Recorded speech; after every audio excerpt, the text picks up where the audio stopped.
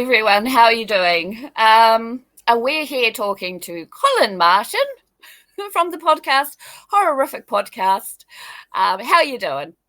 Okay. How you doing, Colin? Since we spoke, eh?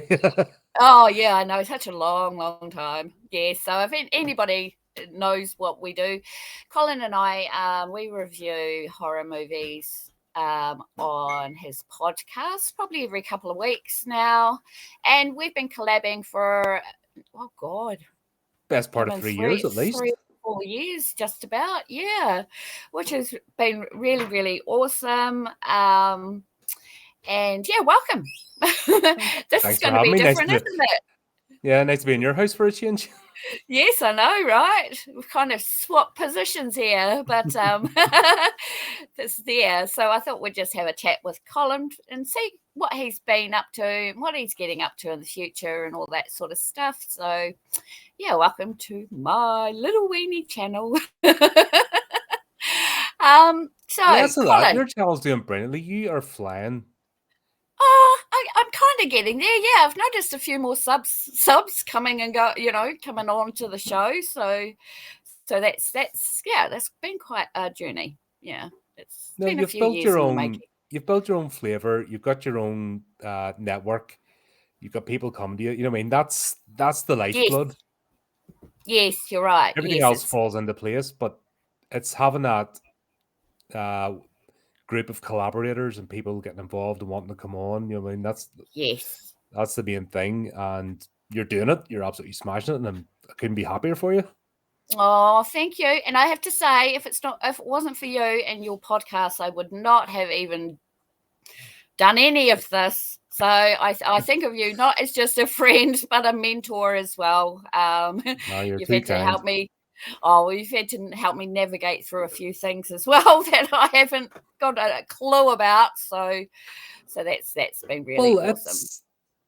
It's a thing about horror creators. Like, people help me in the background, and you've helped me with stuff on the publishing inside of things, and more of the technical aspects in the background. So yeah, sure, and we all work together and we get there.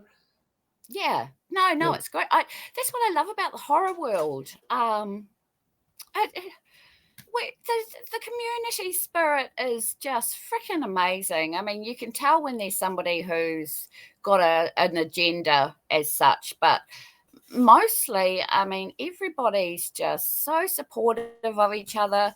I see filmmakers in the indie world jumping into each other's videos, or even just a little picture or something of another filmmaker. It's just brilliant. I love that about everybody. Just, we all go on each other's podcasts and all that sort of stuff. I don't know if that's like that in any other genre. In fact, I don't actually. Not as much. No. I used to be in the comic book and sci-fi world, and honestly, I've stepped back from all that. I've actually retreated more into horror because I've seen the cattiness, the clickiness about it, and certain groups, everyone's trying to one-up each other, and if somebody's doing well, someone's nose gets out of joint and they're tearing each other down, and it's painful to watch. You're just like, if you'd spend half that energy into making something instead of rage baiting, you'd be flying.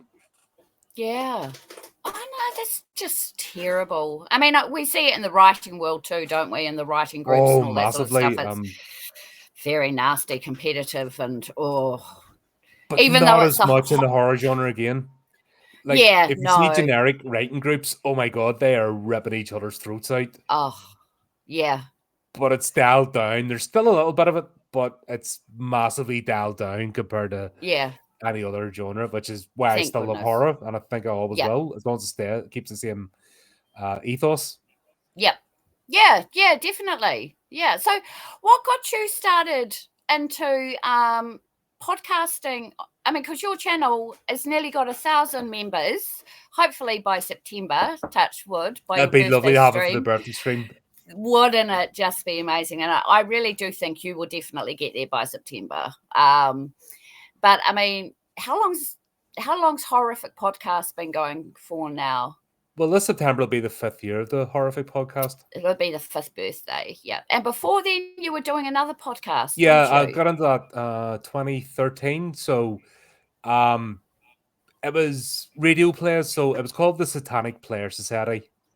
Don't freak out, people. What It's a fun, cool it's a name. name. And basically what it was, there was a mate of mine, Aaron, he had a podcast, and I thought I'd do a Halloween special, and I'd never podcasted in my life.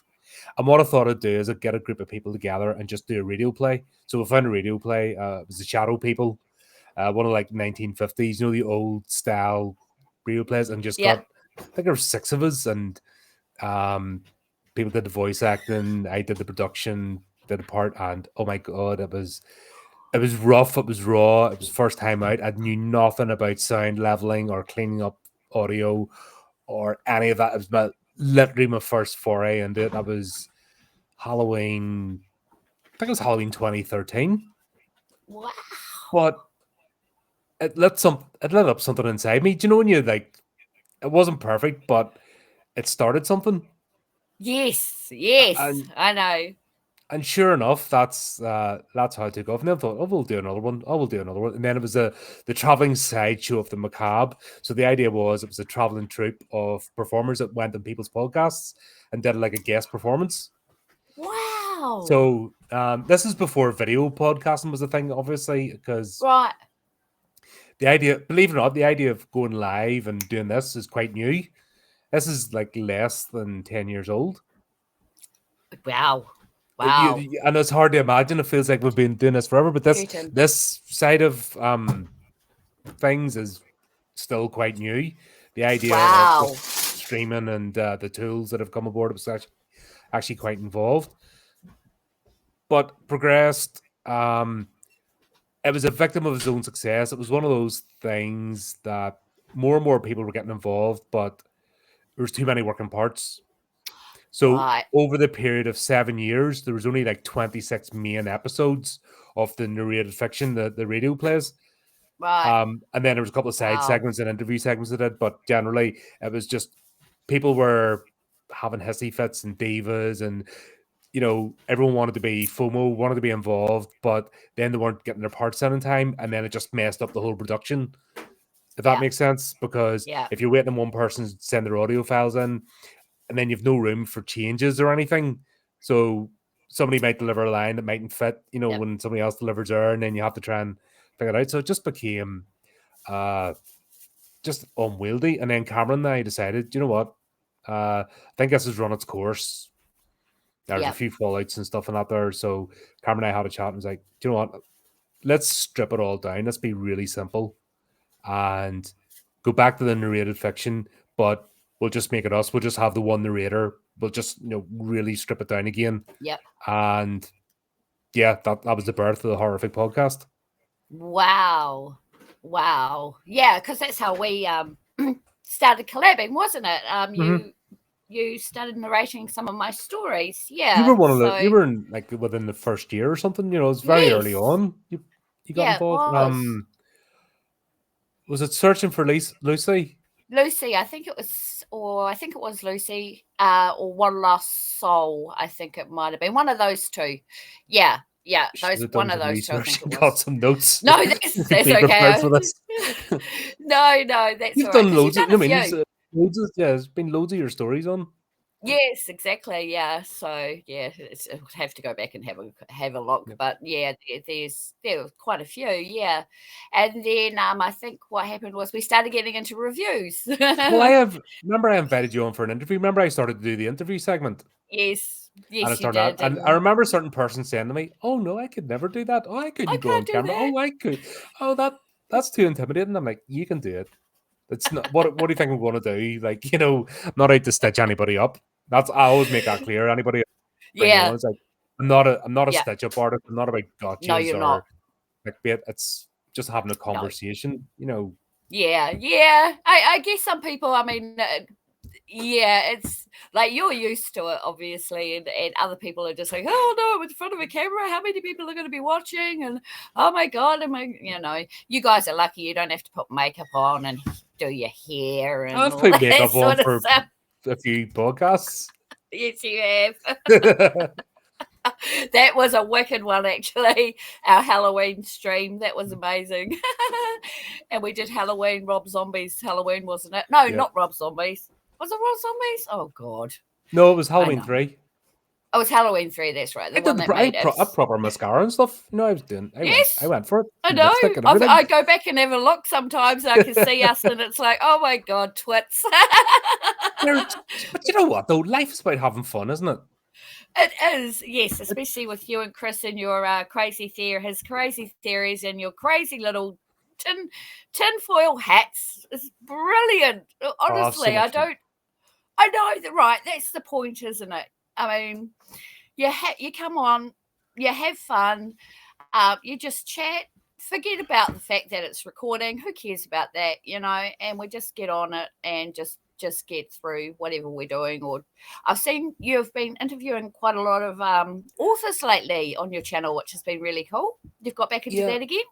What happens is, and the way the podcast is structured, there's that different segments, so it's not just relying on one thing.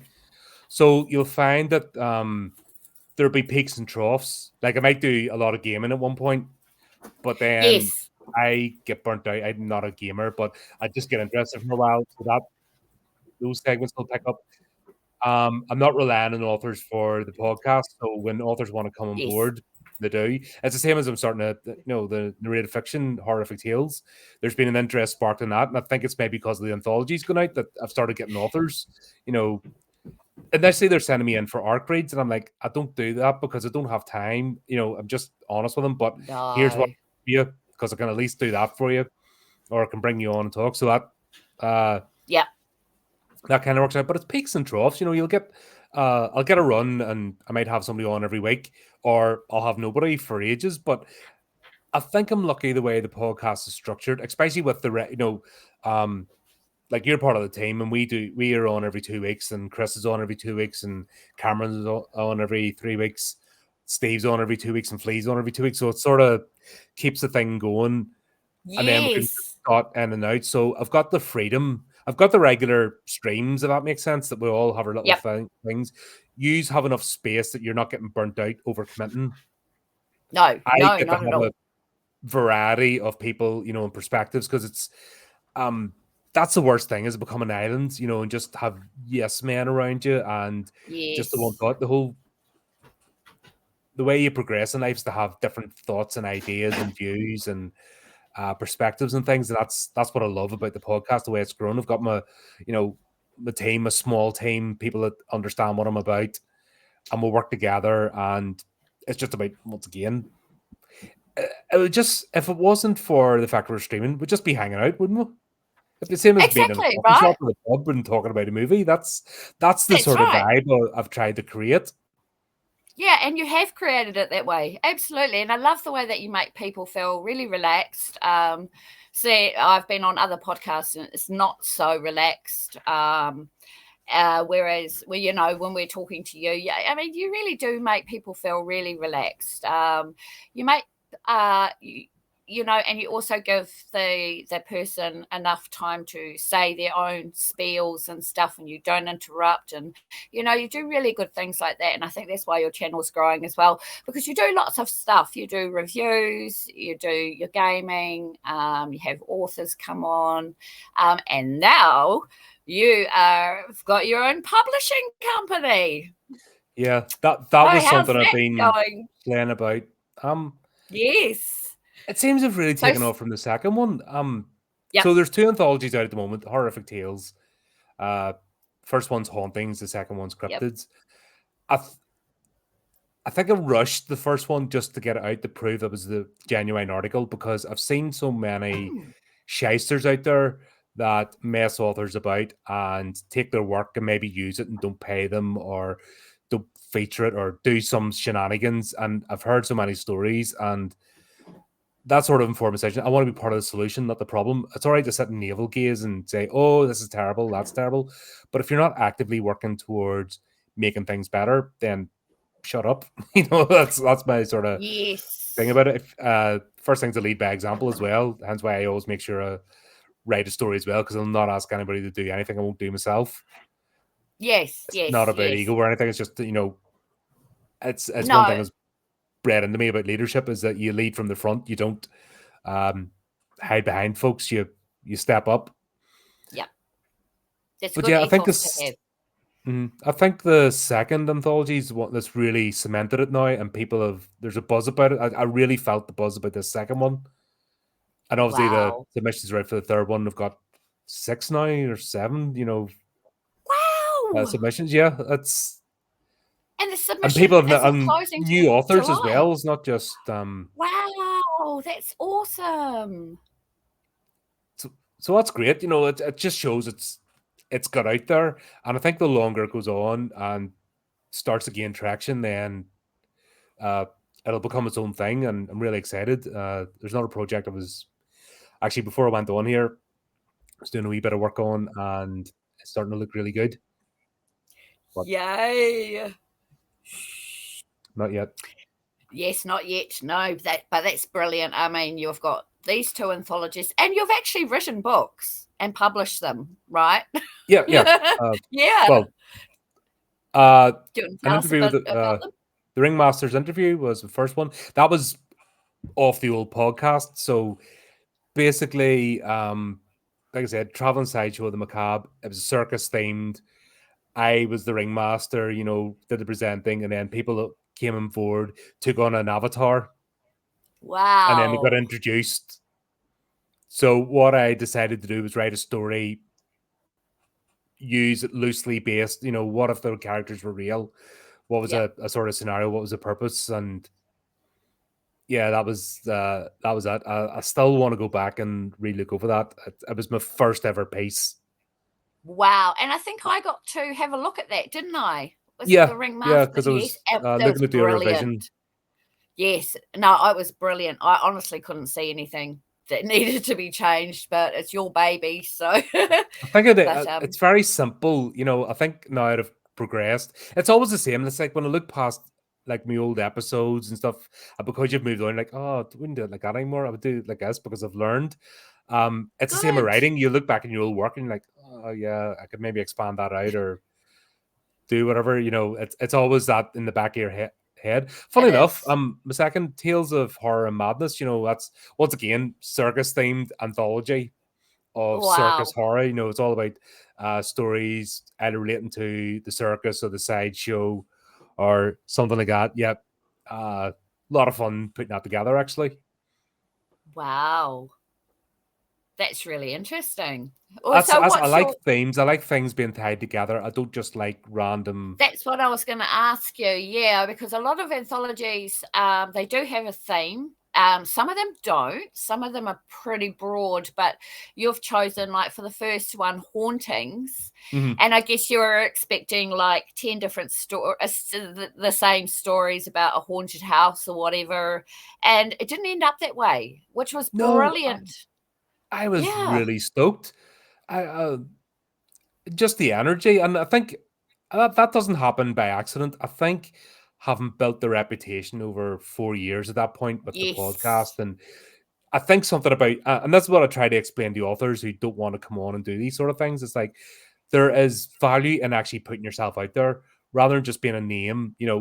I'm Yep. here talking. When I'm on live stream, you can ask me a direct question, Yep. That's right. that sort of thing, and I'll give them an honest opinion.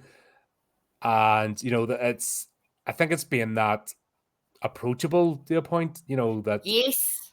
you're proving to people that you're not some charlatan, or you're going to disappear in a puff of smoke, because you don't invest in putting a whole podcast together and a whole thing for it to fail or for just Yes. to disappear. There's no benefit to it. So I think people twig on. It's amazing folks that have maybe come in at the start of the podcast, when the podcast started, Yep. submit the story, never heard from them for about 2 or 3 years, or popping back on, oh, Colin, I've got a story for you. I'm like, wow. Katie Marie's a good Wow. example. That hadn't heard from her in a while, but she always shares Yes. my stuff. Every time I put out Yes. an episode, she's always sharing it on Facebook, and I'm like, bloody hell, that's a Wow. really, when you actually see somebody physically supporting you, like you've always been a massive supporter, and it's been fantastic, and Thank you. just seeing that, it spurs you to go on, if that makes sense. Oh, it does. It really does, doesn't it? Especially, encouragement and all that sort of stuff. But, I think it's people have got a trust for you now. We've known you for so long and you're so consistent, and you make things so easy for people to come on. So, I would recommend anyone go onto your podcast, just to even chat, about shoot the shit, talk about projects, talk about horror, all that sort of stuff. So what I like about your channel as well is that you don't stick to, say, I know other people stick to like a 45 minutes or a half an hour podcast, and it's like, how well do you get to know somebody in 30 minutes? I'm not too sure if that works out. So I've learned from you that it's also that it's better to let them talk, and to let them explain themselves, and for people to get to know them as well, and authors. And I like myself, I wouldn't be doing any of this if it wasn't for you. And I think what is really good is you're encouraging people to self-promote, which is what people, I don't know why they're not doing it. People just don't like to promote their own stuff. I don't like to promote. Yeah, but why? Why do you not like to promote? Do you know that when you see that egotistical idiot online? Yes, we just went on about one before. Yeah, when you see that egotistical idiot and I'm the best thing since sliced bread, blah blah blah blah blah blah blah. I don't want to be that person, and I think anybody who has an ounce of sanity doesn't want to be that person, and I think that rattles about in the back of your head. Not that it's like public speaking, believe it or not. It's one of them things. It's not natural. It's not a natural thing to do. Like not two things, jumping off a cliff or speak in front of a group of 100 people. Yeah. Most people would jump off the cliff first. Yeah. Jump off a cliff on the sea or something. More people would do that than actually stand up and talk in front of a group of people. It's something in the human psyche about that, and I think it's a fear of failure or humiliation or something. I think self-promoting as well, especially if you're the creator, and I think you can attest being a creator yourself, you put a bit of yourself into your work. Yeah, and absolutely. with that comes the self-doubt. You don't create something if you're honestly creating something, you've got that self-doubt in there. It's like, is it okay? Have I messed that up? Have I done this? You see all the mistakes and things that you've maybe done that maybe nobody else has, but they're there. And it's hard to then go, check this thing out.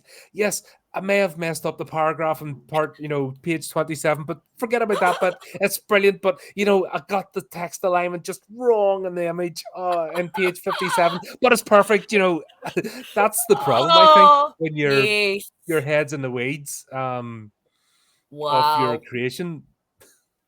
Well, it becomes your baby, doesn't it? And you're very, people become very precious about their own projects and stuff. And I guess, I don't know, it might look egotistical, but I keep saying to people, just share. I don't know how many times I've had to tell people, because they message me and go, could you share this, please? And I'm thinking, huh? Why can't you share it? It's your book. Here's a funny one. Obviously, about the HORRORific newsletter. It's the weekly newsletter. Yes, I love them. Yep. Can I, for love nor money, get people to let me know, like the contributing authors over the years, what are you up to? Let me know and I'll stick it in the newsletter. Yes, I know. I know. I think you have to donk people on the head and say, actually, I do care and I do want to see your stuff. Because newsletter goes out everywhere, Exactly. And it's so funny because the only thing I need is an image and a link. Email me an image and a link if you're one of the contributors to the podcast. Both. There you go. I think we forget. We just forget. Like when I did that interview the other day with the Ultraficial Films guys, and it's like, oh shit, yes, I should send this on to Colin. Me after the newsletter went out, and I'm like, oh right, okay, I'll share a link then. Oops. So I was like, oh, okay, yeah. So I will keep that in the back of my mind, all the projects I do and all that sort of stuff, because it's really important to share to share with everyone as well, and especially you, since we collab with you all the time.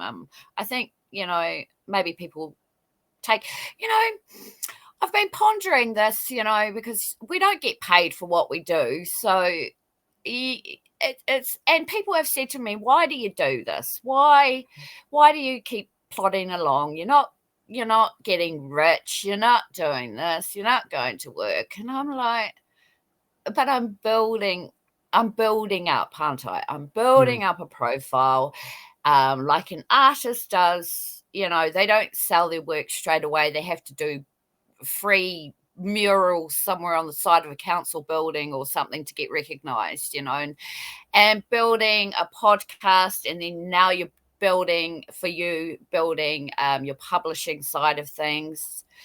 Do you have enough time to do all that? No. Do you find enough balance? No, not enough No. time in the day, right? Yeah, I know. No, I'm an insomniac, so that kind of helps.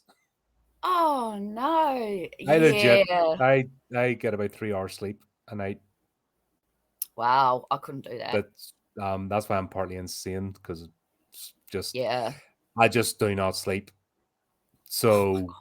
I have two choices. I can sit and stare at the ceiling, Yeah. or I can do something productive. Yeah.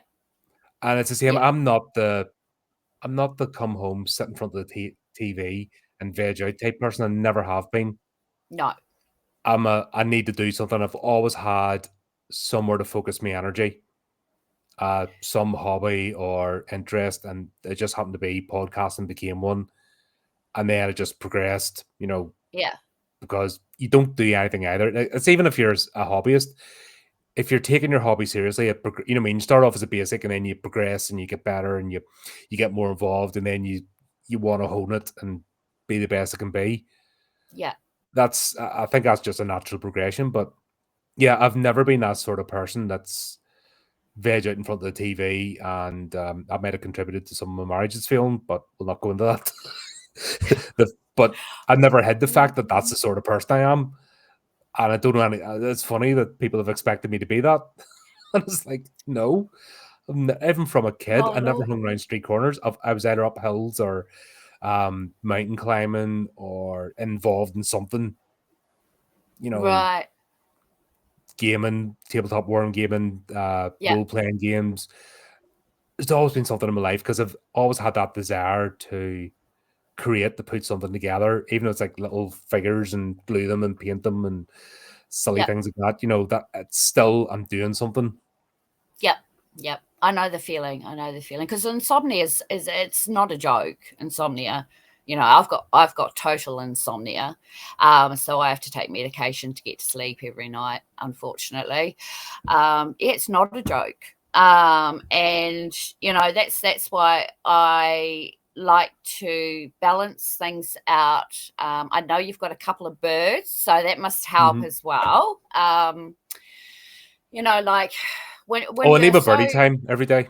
yes, that's what I mean. If I don't, I mean, that is my, like, when I come in That's after your work, relaxed time, yeah? yeah, Your unwind just time, yep. open the cage and birds cheeping nonsense at you, and they're both wee characters and they want attention in their own way, and And that's they're so gorgeous. but just that is my complete decompression time of Yes. nothing. I'll just happily sit and have birds chirping around me and climbing on my head and doing silly things, and Oh, they like to yeah, that's play. so good. Yes, they do, and they like to do things on your head. Yeah, that's the obsession with my head. It's funny. It's so funny. The worst is Oh. actually if I lie down or lie back to read a book or something. That's it. They can't stand that. They have to get involved.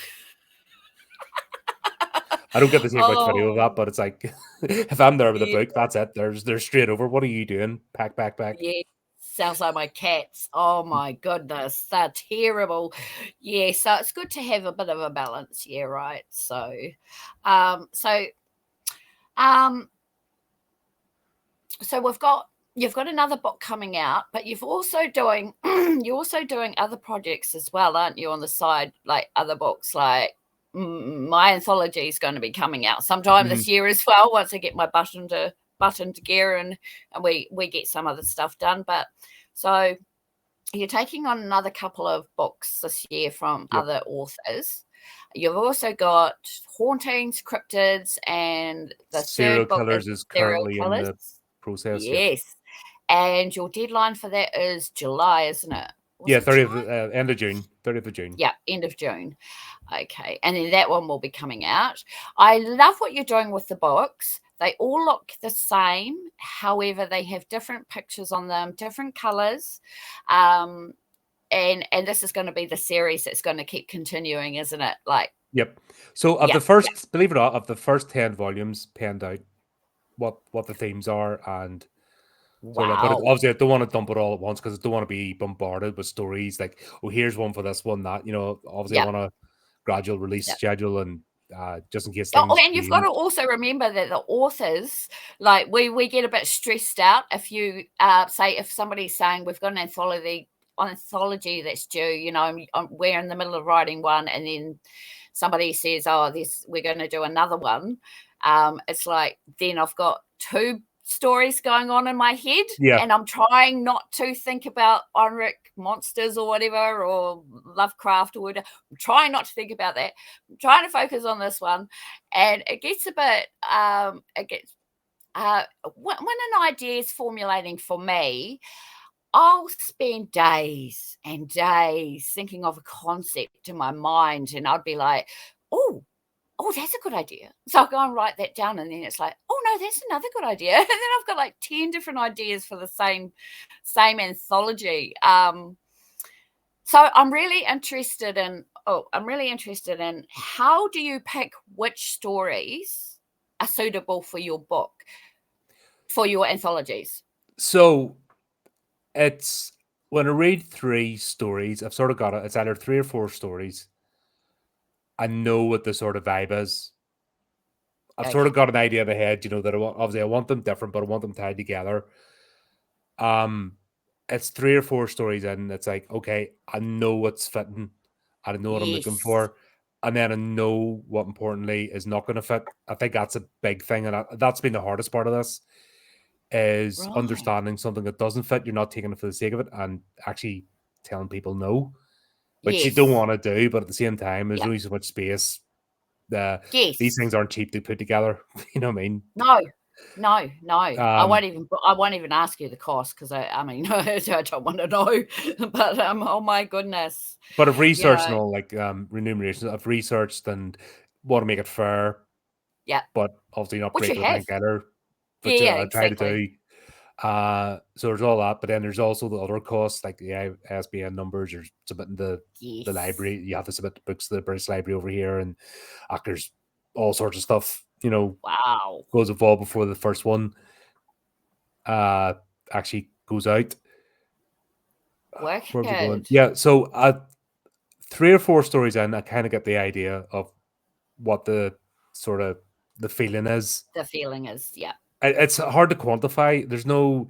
I think here's a problem. I think, especially with authors, everyone thinks you tick 4 boxes, and that's it. Right. That's the story.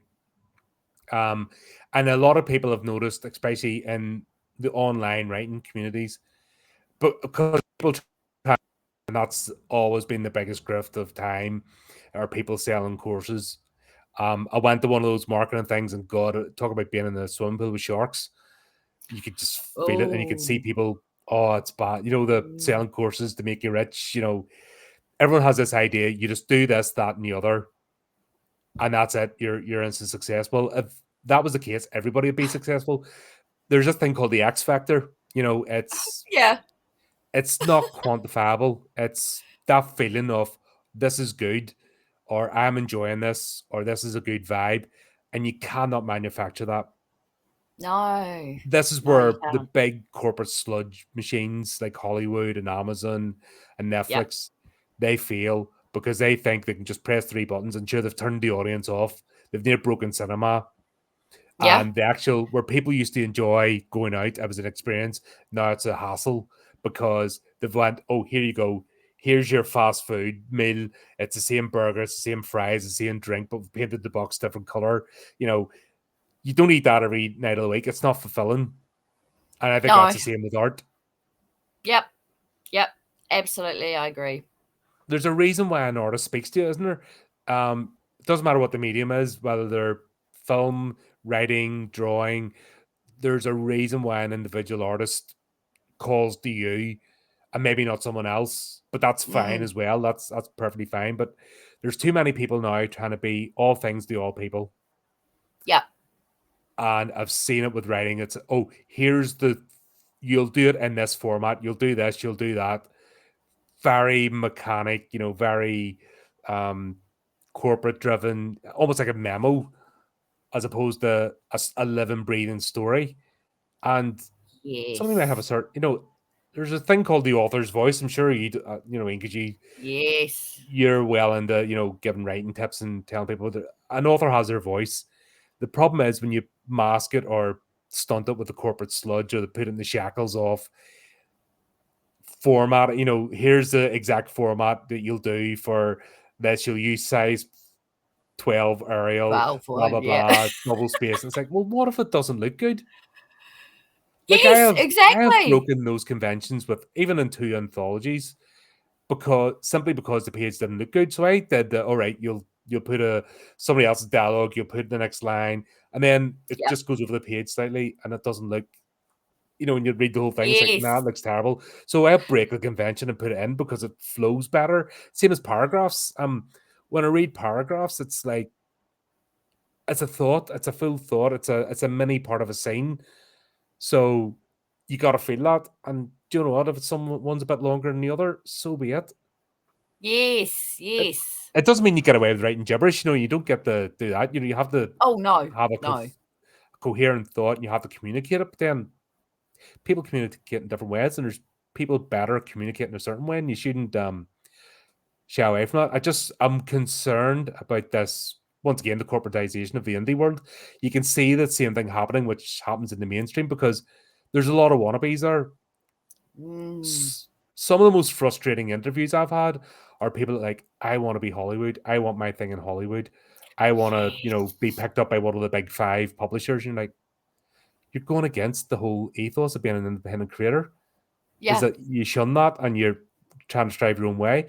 So you get these sort of wannabes, and yeah, the stuff they produce, their writing actually shows. I'll not name Yes, names. I'm not yes. about naming and shaming and stuff, but Yep. if you've watched the podcast, you can tell the interviews where, yeah, Oh, it yes. you can I tell that know. that sort of mentality's there, and I'm like, what are you doing? Um, Yes, yes. If only they did their research a bit more into the Hollywood scene, I think they would change their minds. But then again, sometimes it's not either. That's not going to put them off either. If they want to get into Hollywood, that's a dream that's probably not going to happen. So, why not that's try the indie scene and go as far as you can with it? no, but I'm not about right. That's a good point actually. I'm not about try the indie scene. It's the same as what really offends me are people that I'll try horror and they're not into the horror genre. I've seen a lot No. of those sort of writers and producers and so forth. Oh, I'll just make a horror movie because horror movie fans are easy. Horror fans are easy. Yeah. They don't expect much, so I can just tread here and make it big. And Yeah, no it's disgusting. storyline, just gore and slasher, no storyline, just smash out a stupid ugh, whatever. Yeah, and Whatever. 100 trigger warnings. Like one, if I get an email right, and it's happened a few times now, and I've got the whole blah blah blah blah blah trigger warning, trigger warning, trigger warning. I don't even open the book or the file. I'm No, just like, no thanks. That you've told no, me everything before I even read your even story. yep, You've told me everything I need to know, and you've put me off. Because if yep. that's it, nah, I'm done. I'm very militant about that. So you should be. So you I've should no be. time for that. But I'll not be rude. You know what I mean? I'll say, oh, thanks very much. Appreciate it. I'll be. I'm not going to be a dick.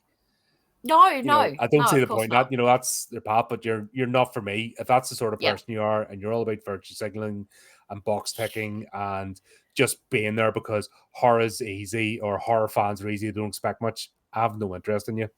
Yeah, I no. genuinely love this genre. Yeah, me too.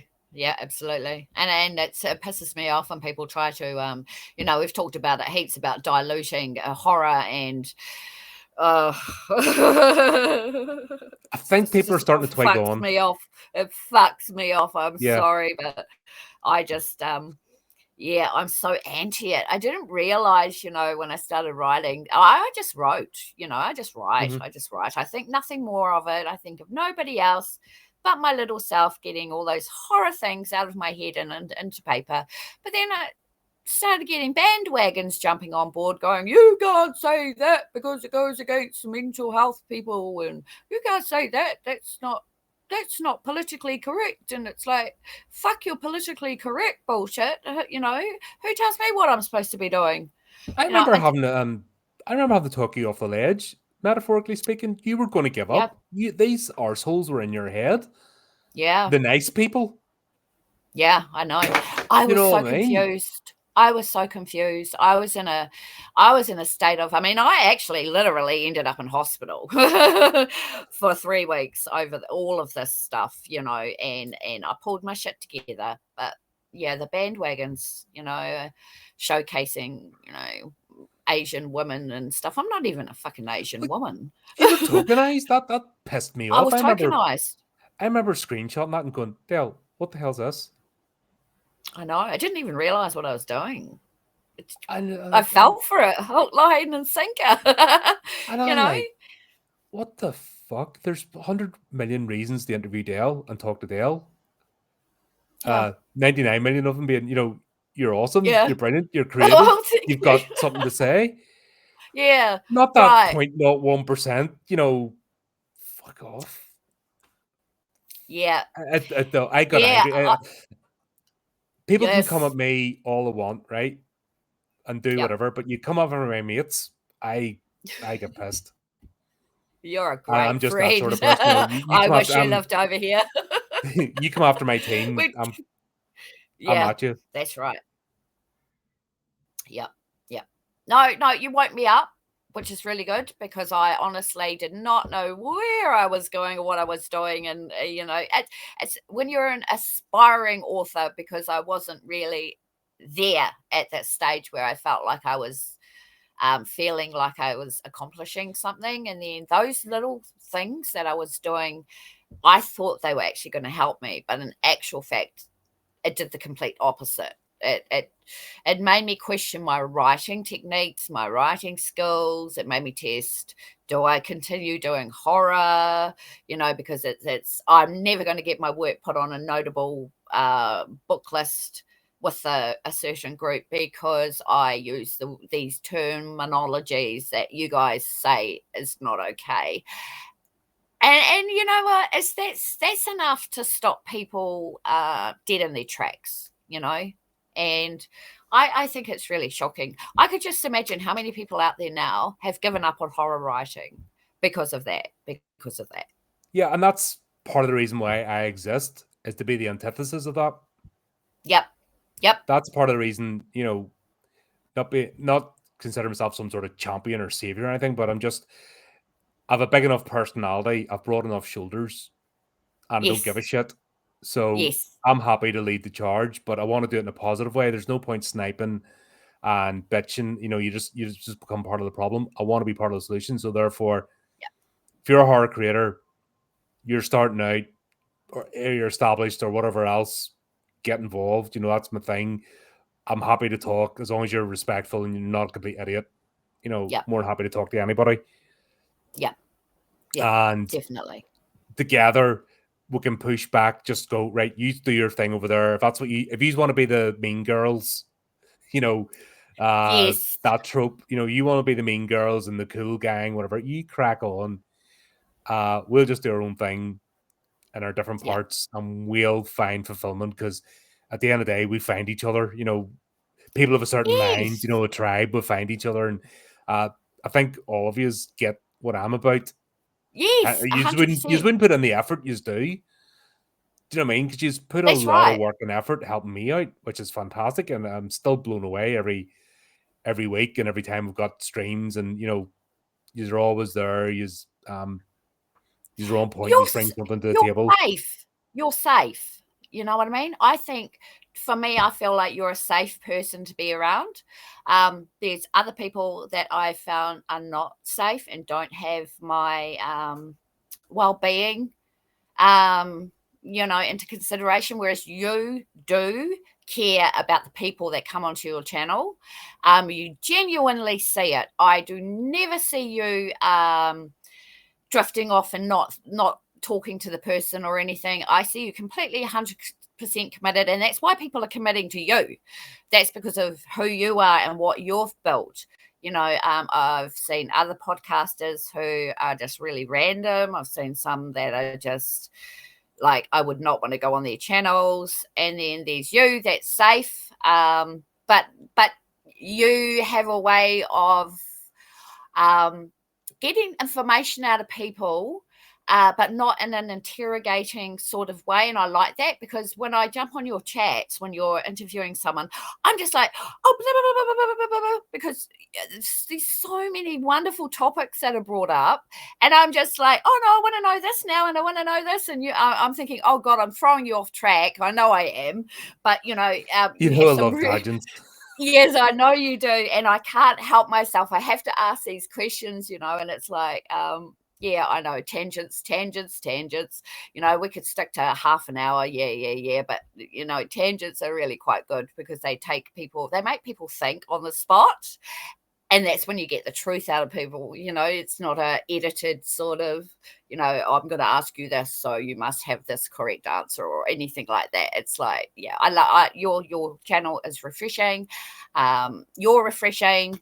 You're honest to talk to. There's no bullshit. And people like me appreciate you for being who you are, and also for you constantly, you lift us up. Me, Steve, Chris, whoever else, you lift us up, but you don't put us on a pedestal, of course not, but you lift us up, and you make us like, for me, you make me feel like I am doing something productive, even though we're only doing a review every couple of weeks, although they're big reviews, they're enjoyable. I love doing them. You're so much fun. How long do you think would you just keep going forever until you burn out, or until it's done No, I itself? I mean, appreciate that. I've never wanted to put on a persona, and once again, it's about being not so much being something, but being the antithesis of something. So like the late night talk shows and all that kind of nonsense. It's like they get a celebrity on. It's like 5 minutes or something. It's all gotcha yes, questions and clickbait, and just nothing's actually said. You don't know anything, and you don't get a sense of who the person is, and it's very plastic. yes, I never wanted to be that, and I never wanted to be by the rote. Here's the standard 10 questions. no, And I see it the equivalent of, right, let's go out for a coffee. yeah, And we'll just sit and have a chat. And what I wanted to do was give people, so without this, oh, I must study, to be on the podcast, or I must do this, or I must do that. No, it's be who you are. And yeah, we'll bounce into movies, and we'll bounce into other books, and we'll bounce into, it's not even a gotcha. Have you watched this? It's like, what are you into? And there's yeah, what I love as well. There's people know stuff I don't. Every person I've had yes. on knows something I don't. And Wow. that's the whole point. And it's not about me speaking. If I want to do a monologue, I'll go and do a monologue. But I Yep, feel like I've got a duty of care. If I've got somebody on, it's about them, not about me, yep, if that makes yep, sense. And the only people are there for the guest.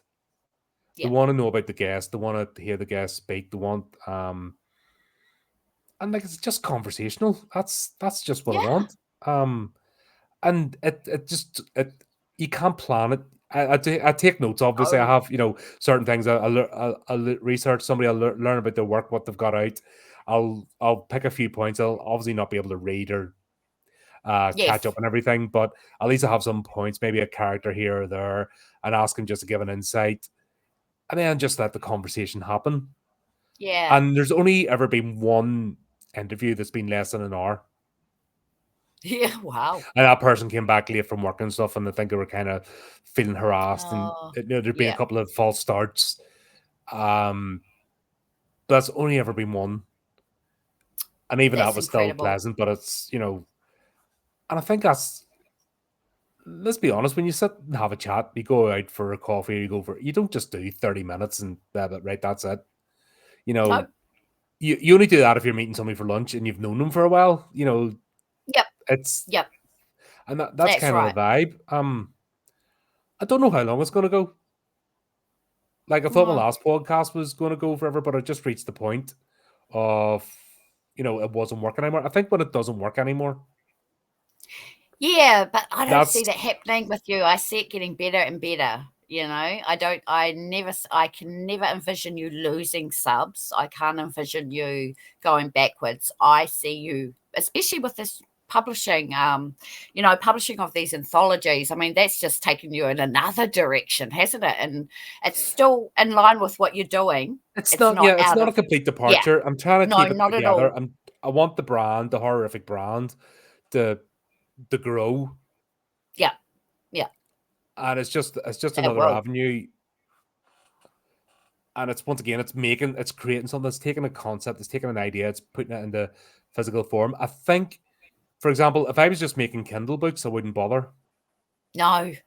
There's something about making a physical book, manifesting Oh, an yeah. idea into reality, Yep. that excites me. And I'm still working on things. I want, yeah, funny enough, I had an interview and I was mentioning that I want to get books in bookstores, and somebody said, "Well, you can just buy them with Kindle." Like, well, you can do that too. The options are. It's not like I'm giving Yeah, up on that, exactly. but the idea is, I want a physical manifestation. I want to see something in people's hand, because I remember what that was like growing up. You queued up your favorite artist, their new album was coming out, and you queued up on a Saturday morning to get it, or a DVD Yes. was getting released, or a book was getting released. Like, I remember taking my niece. What was it? One of the Harry Potter books, Order of the Phoenix, the fifth one, Oh, yeah. and it was like the midnight, opening at Oh, one of the yes, the bookstores, midnight screaming and she was only screening. like, Oh, yeah, what but was that. she, 4 years old or something? But I remember having her on my shoulders. I wanted to, I enjoyed the books at the time. Haven't really Yeah, revisited them. But at the time I was like, yeah, and it was a nerdy thing, and I got involved, and yeah. that whole idea experience of queuing up, and she was on my shoulders and stuff, and we went through, and I went and I Oh, bought my book, and that was it. There was a reminder of that time together. And I think people are starting to go yeah. back to that. We've had the digital, 100% digital age. Yep. And I think over the last year or two, people have started to turn away from that. They've realized what they're missing out with Mm, physical media. So I yes. want to be part of the charge, bringing that back. And just purely for, you can't replicate having, like, it's like, do you remember the digital photo frames? Oh, yes. They died an absolute death That didn't because, last long. no, because they don't replace a physical photo album. No, not And at even though, all. yeah, people mostly post their photos on Facebook, but still people like to print the photo out and have it in Yeah, their yeah. mantelpiece. It's that, There's is something wonderful about feeling, I don't know, it's just but feeling the pages between your fingers, and having a physical copy of you putting like all the anthologies I've been a part of. I obviously buy all the books, whereas thankfully some people like you and Lee Murray send out books, which is really good, instead of us having to buy them. But if we want to buy more, we can. Obviously, there are options there. But there's something brilliant about reading a book, holding it in your hands, seeing the cover, making dog ears, whatever, or a bookmark. It's just and then I think, well, digitally, if it was only available digitally, like, just let's say, for instance, something happens and we've got no more internet, we got no more mhm, books. yeah, So we've got the physical books. I get every single book that I'm featured in, of course. And I'm not the only one that does it. There's other authors out there that do the same thing. They've got collections of stories that are in anthologies. I think, you know what? I think anthologies are the way to go.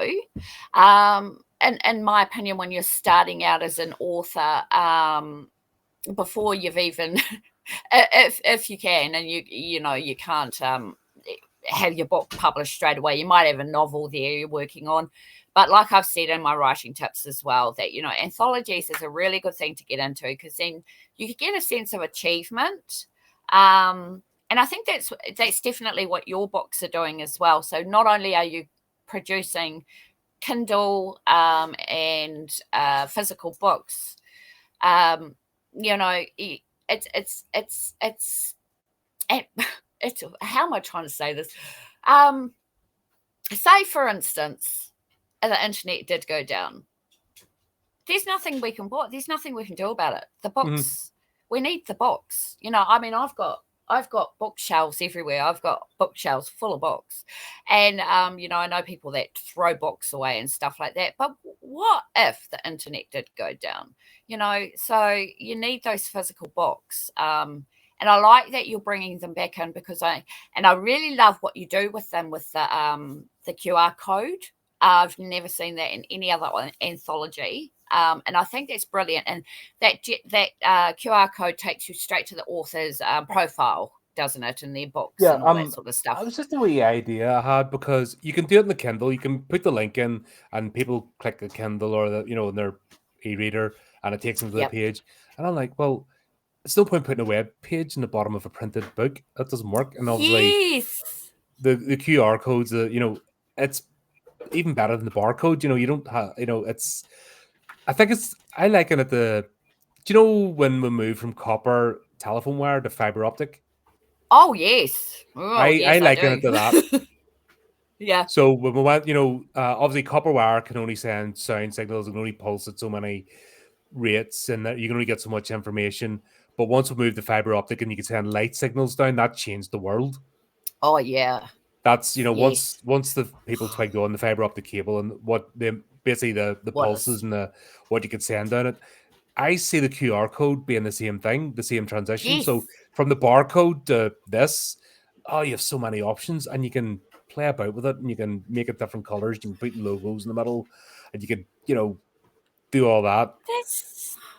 So just having that in the book that somebody can go, all right, phone, click, and they can instantly, if they like a story, straight away, boom, they can be with the author's page. And if they've Yeah. got other like stuff on the phone, Amazon and all that kind of stuff, then they can just go, oh right, oh cool, bye. So it's just a way of taking the person, the author, and that's why I say the author as well. Make sure you have a web page, make sure you have a landing page of some sort, make sure you have a presence, because there's no Yeah. point doing this unless you can point people in your direction. And even if, say, you only initially submit the anthologies, make sure you've got a landing page with them all, so at least people can get to know you. So when your time comes, there's your back catalog.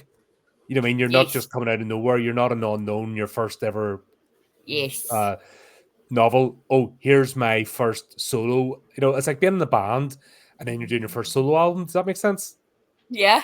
So, like in an Yeah. anthology to be in the band, Yes. everyone's plays an instrument to make the tune. Yes.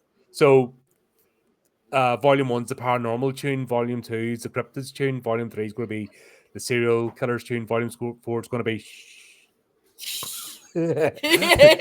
blah blah blah blah blah blah blah. You know what I Yeah, mean? yeah, yeah, yeah. That's Everyone's in that brilliant. particular band playing that tune. Yep. But when it comes time for your solo album, there's a QR code that takes you there. Brilliant. Why don't other people do that?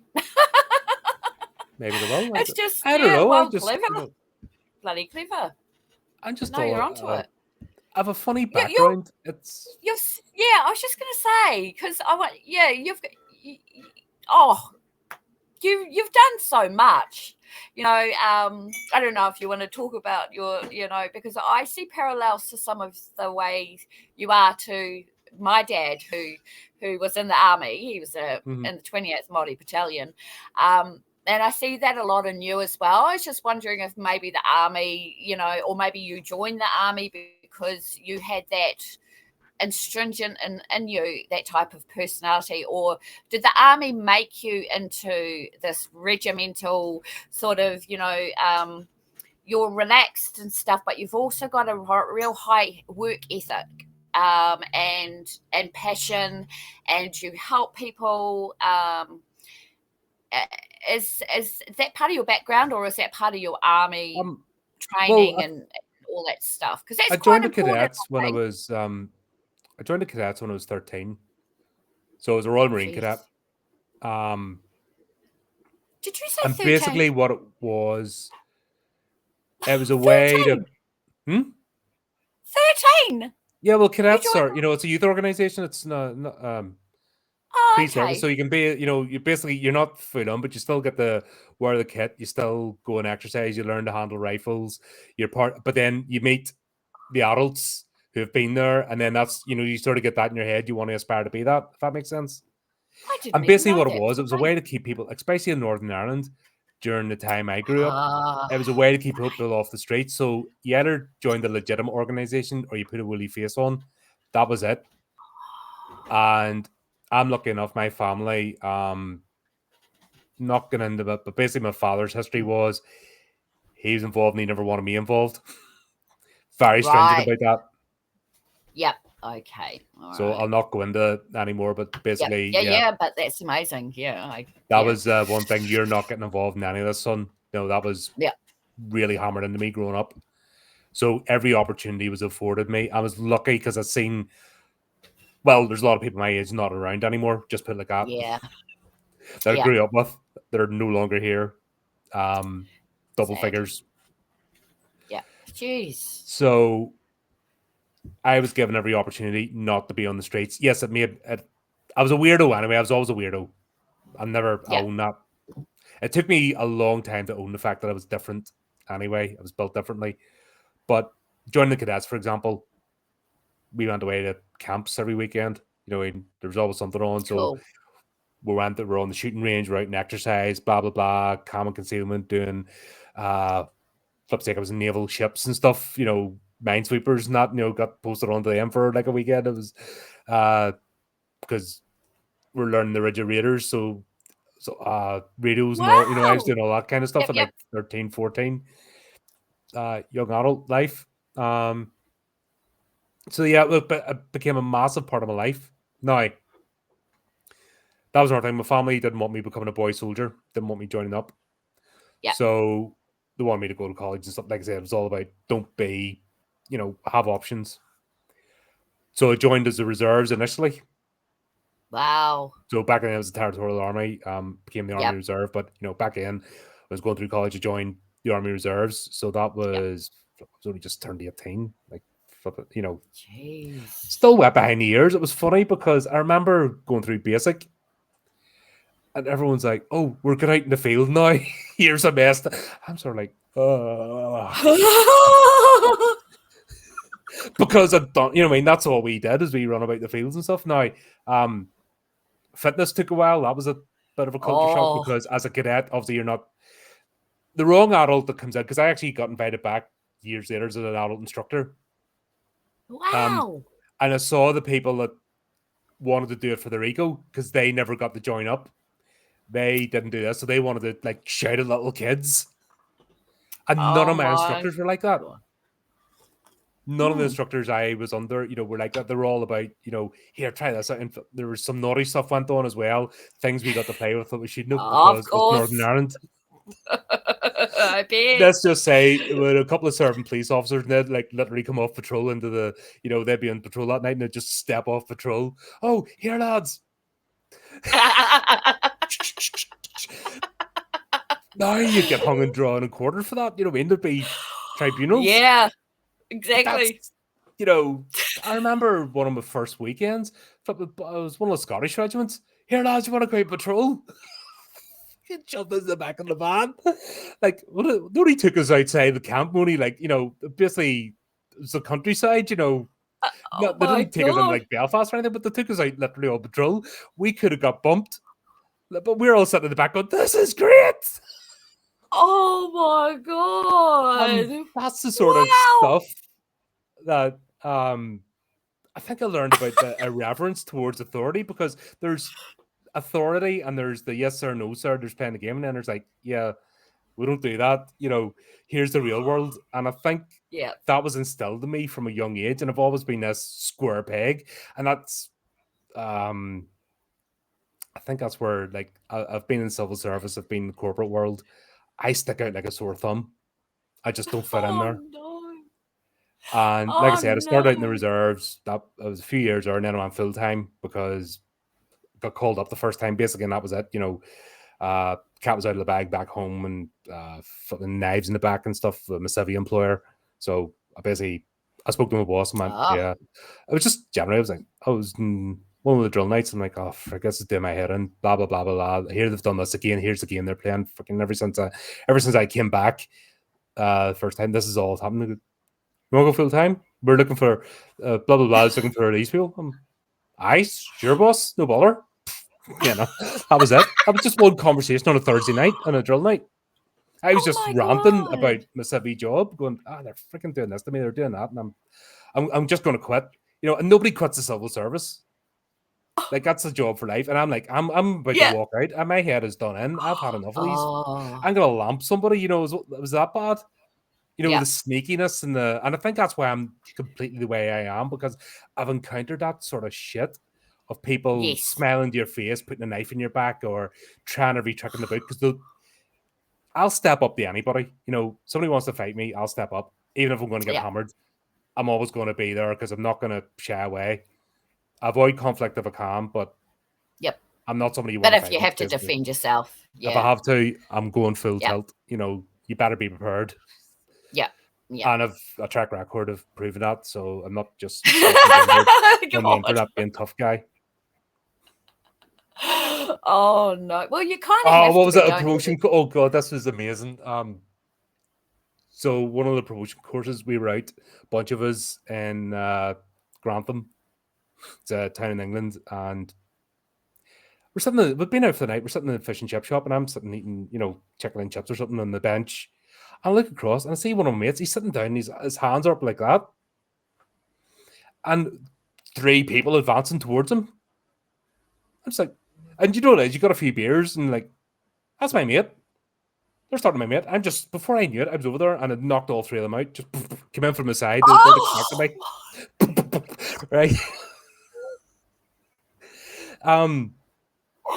That was it. Right, we better get out of here before the police arrive. Right, back to camp. 2 years later, it's like a deployment thing was happening, and that story was getting told. They're like, young recruits in my battalion. Oh yeah, we know him. Blah blah blah. This happened. That happened. Did you hear about? Yo, I knew one of you mad bastards. Like, holy crap! That's when you know you've made it. Oh my goodness! That's freaking hilarious. Just fun times. But that's, once again, it wasn't about me. It was just one of my mates is in trouble. I'm dealing with that. We're still friends today. It's wow. Good to have you on people's side. Good to have you on people's sides. Honestly, oh my god, that's amazing. But if you're a part of a team, you watch each other's backs. That's the thing. Because if you don't, what's the point? Yeah, exactly. Yeah, exactly. Yeah. Oh my goodness. But yeah, that was a big part of my life. And then it was 2013. I picked up some dopey injuries. I was trying to go for another course and wrecked myself. I could not get my fitness back up. Something clicked, and everything had changed. You know, there's lots of stuff happening with the regiments getting cut and amalgamated with others, and it was horrible. The government has this idea that would be like the Americans, just this homogenous blob, and everyone just puts on. But they forget about the British Army is all about regimental pride.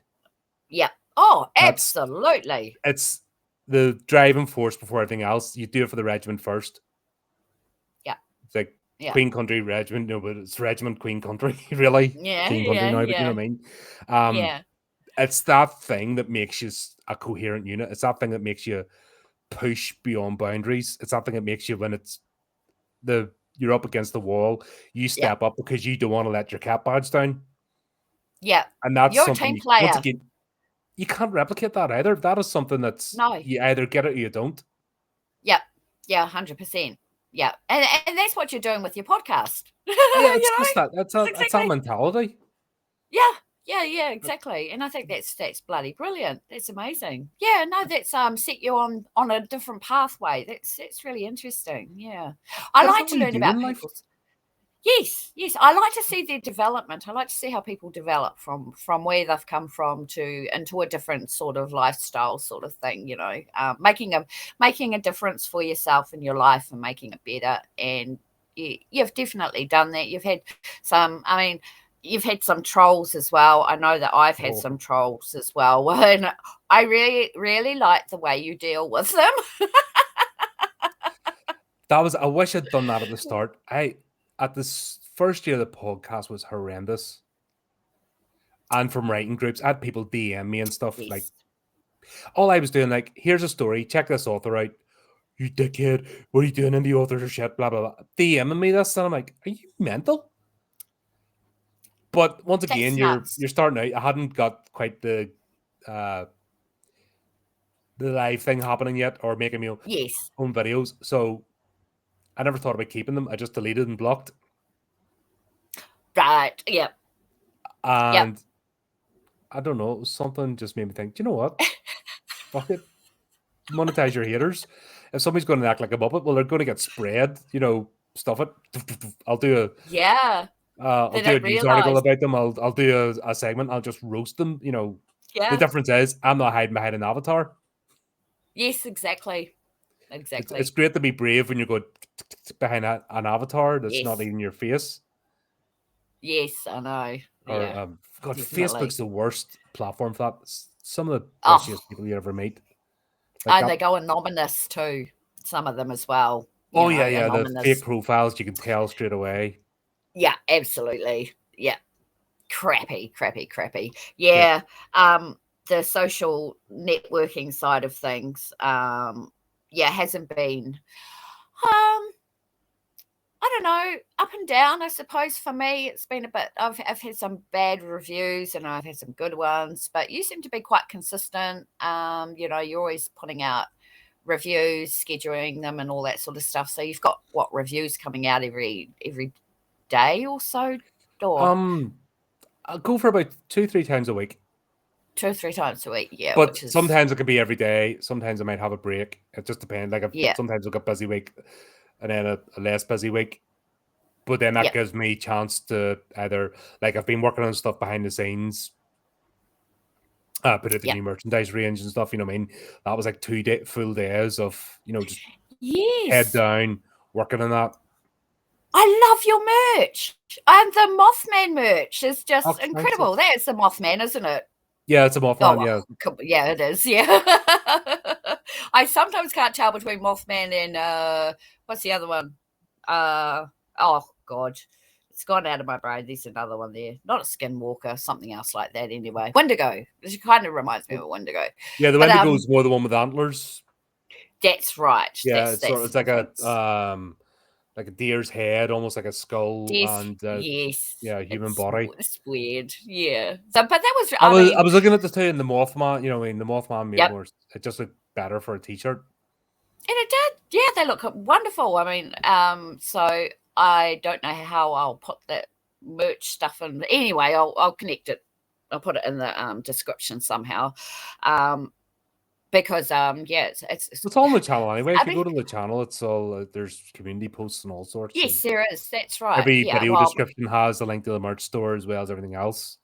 So I'm going to put your channel, in the description, obviously, so that people can go and check them out, because you've got quite a few different. You've got the HORRORific Podcast merch as well as this. I think it's a brilliant idea that you've done the merch for the second book. I think that's really, really cool. So when it came to the Cryptids anthology,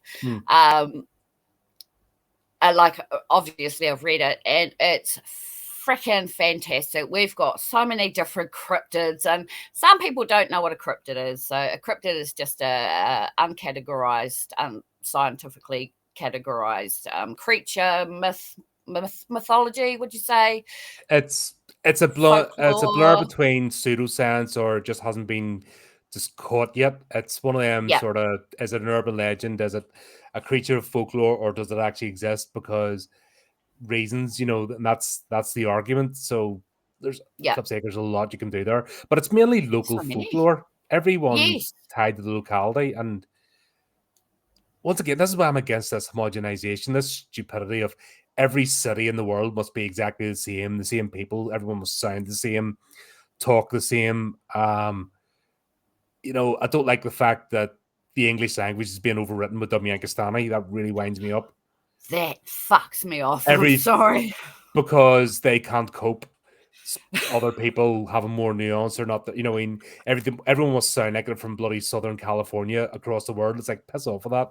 The whole vibrancy. Everyone talks about diversity, but they miss the vibrancy of actually locales and actually Yes. you get a diversity with homogenous cultures. That's where it's interesting. Like I love Hong Kong. I grew up in Hong Kong movies. You know what I mean? Yep. What's the point in that? Generic action flicks don't do it, but you actually watch Hong Kong movies, you get the flavor of the region. I watch That's anime, right. you get the, you know what I mean, you get the flavor of the region. I love some of the Korean horror, you know, Train to Busan and all that. Once again, that's the region. If the region wasn't homogenized and didn't have its own flavor, well, you wouldn't have anything new. French horror, No, you know, that's one that doesn't really get tapped as much. If you it look at some of the doesn't. French horror movies, oh my god, they once again they have their own feel, their Flavor. own flavor Yep. to it, you know, even their own sense of brutality. You know, there's a lot more, they're a lot more brutal and Yeah. unapologetic than a lot of things, but everything's trying to get measured by Southern California, which is wishy-washy, beige, you know, boring. I hate it. Yeah. Paint That's by fine. Be numbers. a Californian, Yeah. be your own thing.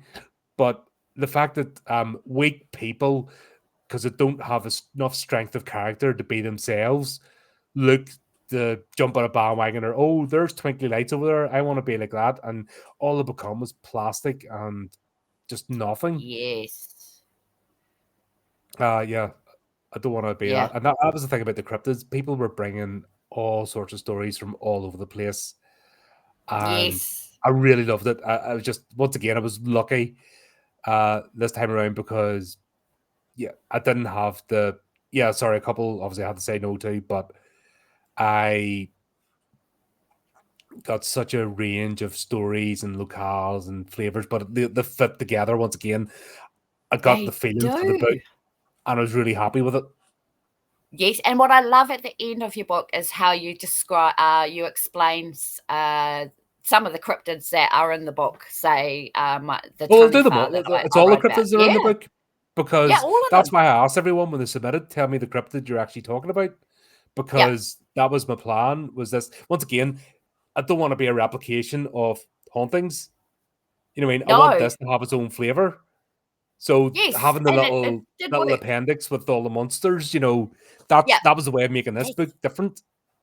And it was actually, I already knew it was going to happen because you had said so, but it was a really nice surprise to come to the end of the book and there's still more, and then we get to see, you know, people who don't know what a taniwha is, because I wrote Mhm. this a story about a taniwha. Obviously, you know that, but But you wanted your and story to tell. You know what I mean? Once again, this show don't tell.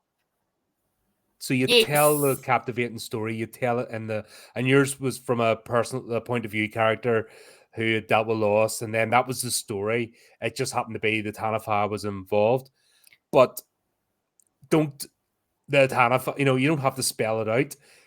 And then that's what the little that's appendix is right. for, because some of them weren't as obvious who the creature was, and I didn't want them to ruin the Yes, story by focusing on the technicalities. yes, yes.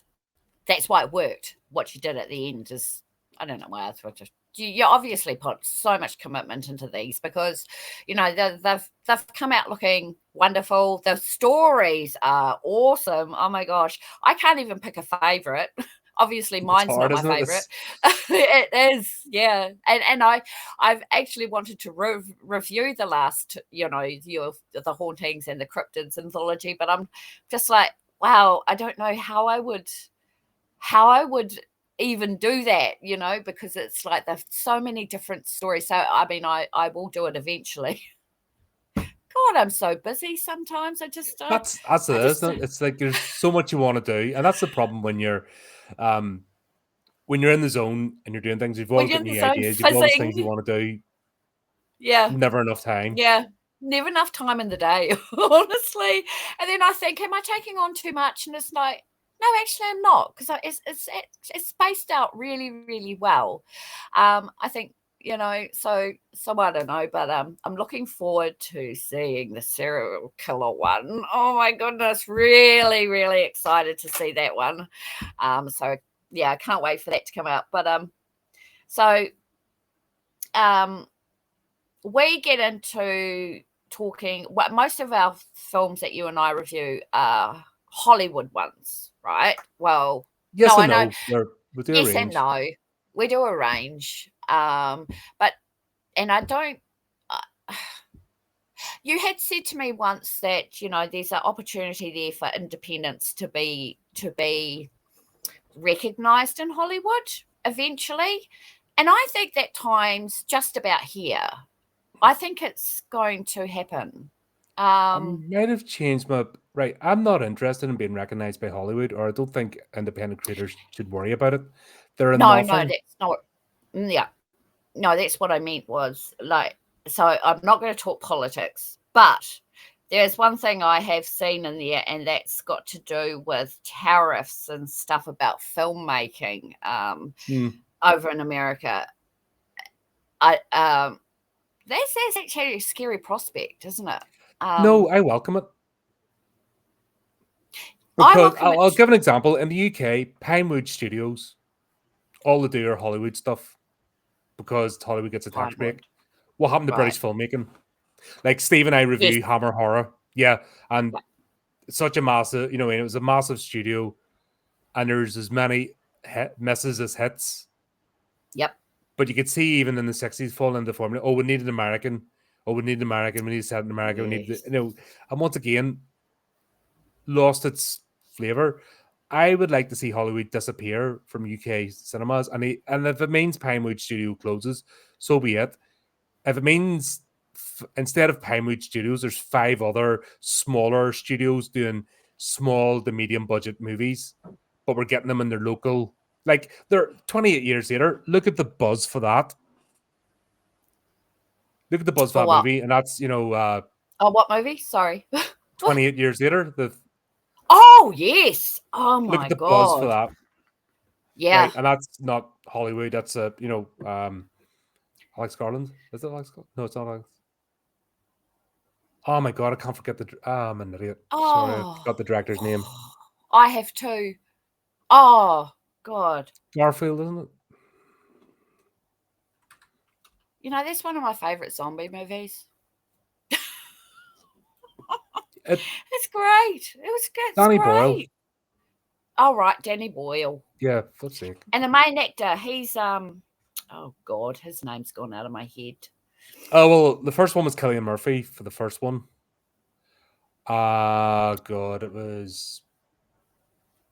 Yeah, is he the Irish? Is he Irish? Yeah, he's Irish. Yeah. Yep, 28 that's right. weeks later, God, he's a Scouser, wasn't he? Oh gosh. Hang on, typity type. Robert Carlyle. Oh, that's right. Yeah. Yeah, I got quite confused. I'm not too sure. Those. It's on sort of lesser knowns or new actors are appearing in the third one, which is, once again, cool. Give people a chance. But yeah, exactly. There's it might be a Hollywood production, but it's not set in Hollywood. It's not your typical generic. It's part of that. Yeah. It's got that flavor to it. That's what I mean about so these tariffs and stuff like that. I think it's going to hit New Zealand really bad. I think it's going to stuff up our film industry, actually. You've got one of the more vibrant, independent cinemas. Yeah, like when we did the Peter Jackson series and everything else, there is you have a much better arts council than we do over here in the UK. Yeah, for example. do. Ours is full of stuck up, snobby, middle class, artsy fartsy types. Yeah. Use over there. You have a much better. I'm kind of envious because you have a better culture over there for filmmaking. Once again, I think it's just people are too used to sucking at the teat. They're too used now to having the handrails, the safety, and it's become entertainment's become the civil service. It's that nice, safe job where everyone thinks the money's just going to come in. You don't have to perform. You don't have to achieve. You just have to turn up. Yeah. And I want that gone. Yeah, I want it to implode. I want it to come to an end. That is my dream. Well, it would be for the independent movie scene. That would just it would be amazing. But the Obviously, independent movie you know. scene needs to step up. That's right. That's a They need to yeah. sort Well, the that's going to distribution have out. They need to stop, yeah. once again, stop looking to Hollywood. Stop wanting to get, okay, not everyone's going to get their stuff in Tubi, for example. So think of No, alternatives. The thing that annoys me is somebody will put out a screener and then you never hear from that movie. It'll go to a I festival, you never hear from that know. movie again. I know. I'm like I get quite devastated about that. Like I'll do a review of an independent film, and then I get the screener copy, and then it's like, well, now where is it? Is it in Yep. the film And festival? Has it there's been print picked and up by? demand Yes, for yes, DVD. So you can print and demand DVD cases now. yeah, There's an yeah, option there.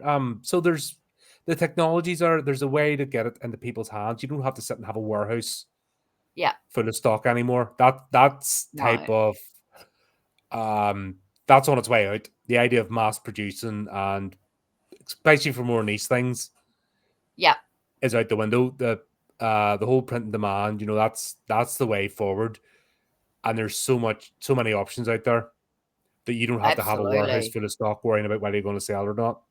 That's right. That's right. This is where I believe independent filmmakers need to look at the game. And there's some of the production companies that are, like, for example, when I talk to Calvin 7th Street, they're given like 11 days to do a movie from start to post editing, everything. I mean, the studio is just horrendous with them for the few Wow. pennies they get, to scrape things by. That's not the way forward. That's just turning stuff. I mean, that's back to the mass production, just get it out there. Back to TV, the TV Mm. mentality. I think people are sick of TV. Would Oh rather yeah. wait a year for a movie knowing that's getting made and coming out. But you need to find a way, because I think some of the Kickstarter stuff can get a bit ridiculous, and it's always aimed towards the high tier investors. People are willing to throw Yes. $1,000 down or £1,000. They're aiming at those people, and they're forgetting about the mass audience. Yes. That's the Yes. danger, I think, of it. Well, we'll have to wait and see about that. Yeah, absolutely. But I was talking more in terms of, a lot of people use our country to make films because we're Mhm. cheaper, I guess. But We've got you've got the landscape that, we've got the for example, landscape. we've Yeah. got hills and mountains in the UK, but there's pylons and villages and road. I mean, Yeah. you can't get the In same your shot. countryside. Yep. Yeah, That's right. like Yep. Lord of the Rings, you could not get those shots in the UK because there's nowhere to. The country's Without too the small. It's too yes. industrialized. Yeah. Yeah. Absolutely. Whereas we've got copious, so much film, so much scenery. It's ridiculous. But that's I think in terms of filmmaking in New Zealand, it's going to have to shake up. We're going to have to get more people into making films over here because we're not making films. We're Well, not making we're films trying to at all. find we're trying to, when we do our reviews, we're trying to Yep. localize. Once again, that's the thing, is the theme is Australasian. Yep. And Yep. the ones with like Black Sheep and all, like that's we've had so much fun. Flipping Killer Sofa is still my favorite review Oh, of all time. That was bonkers. yeah, I think it my was fun. cheeks were hurting at the end of that one. Yeah, I mean, that will always be mine like were too. my go-to just favorite review, just because it was such a shit movie. And it was It so, was. like, the lead actress, that was tragic. She was trying so She hard, was.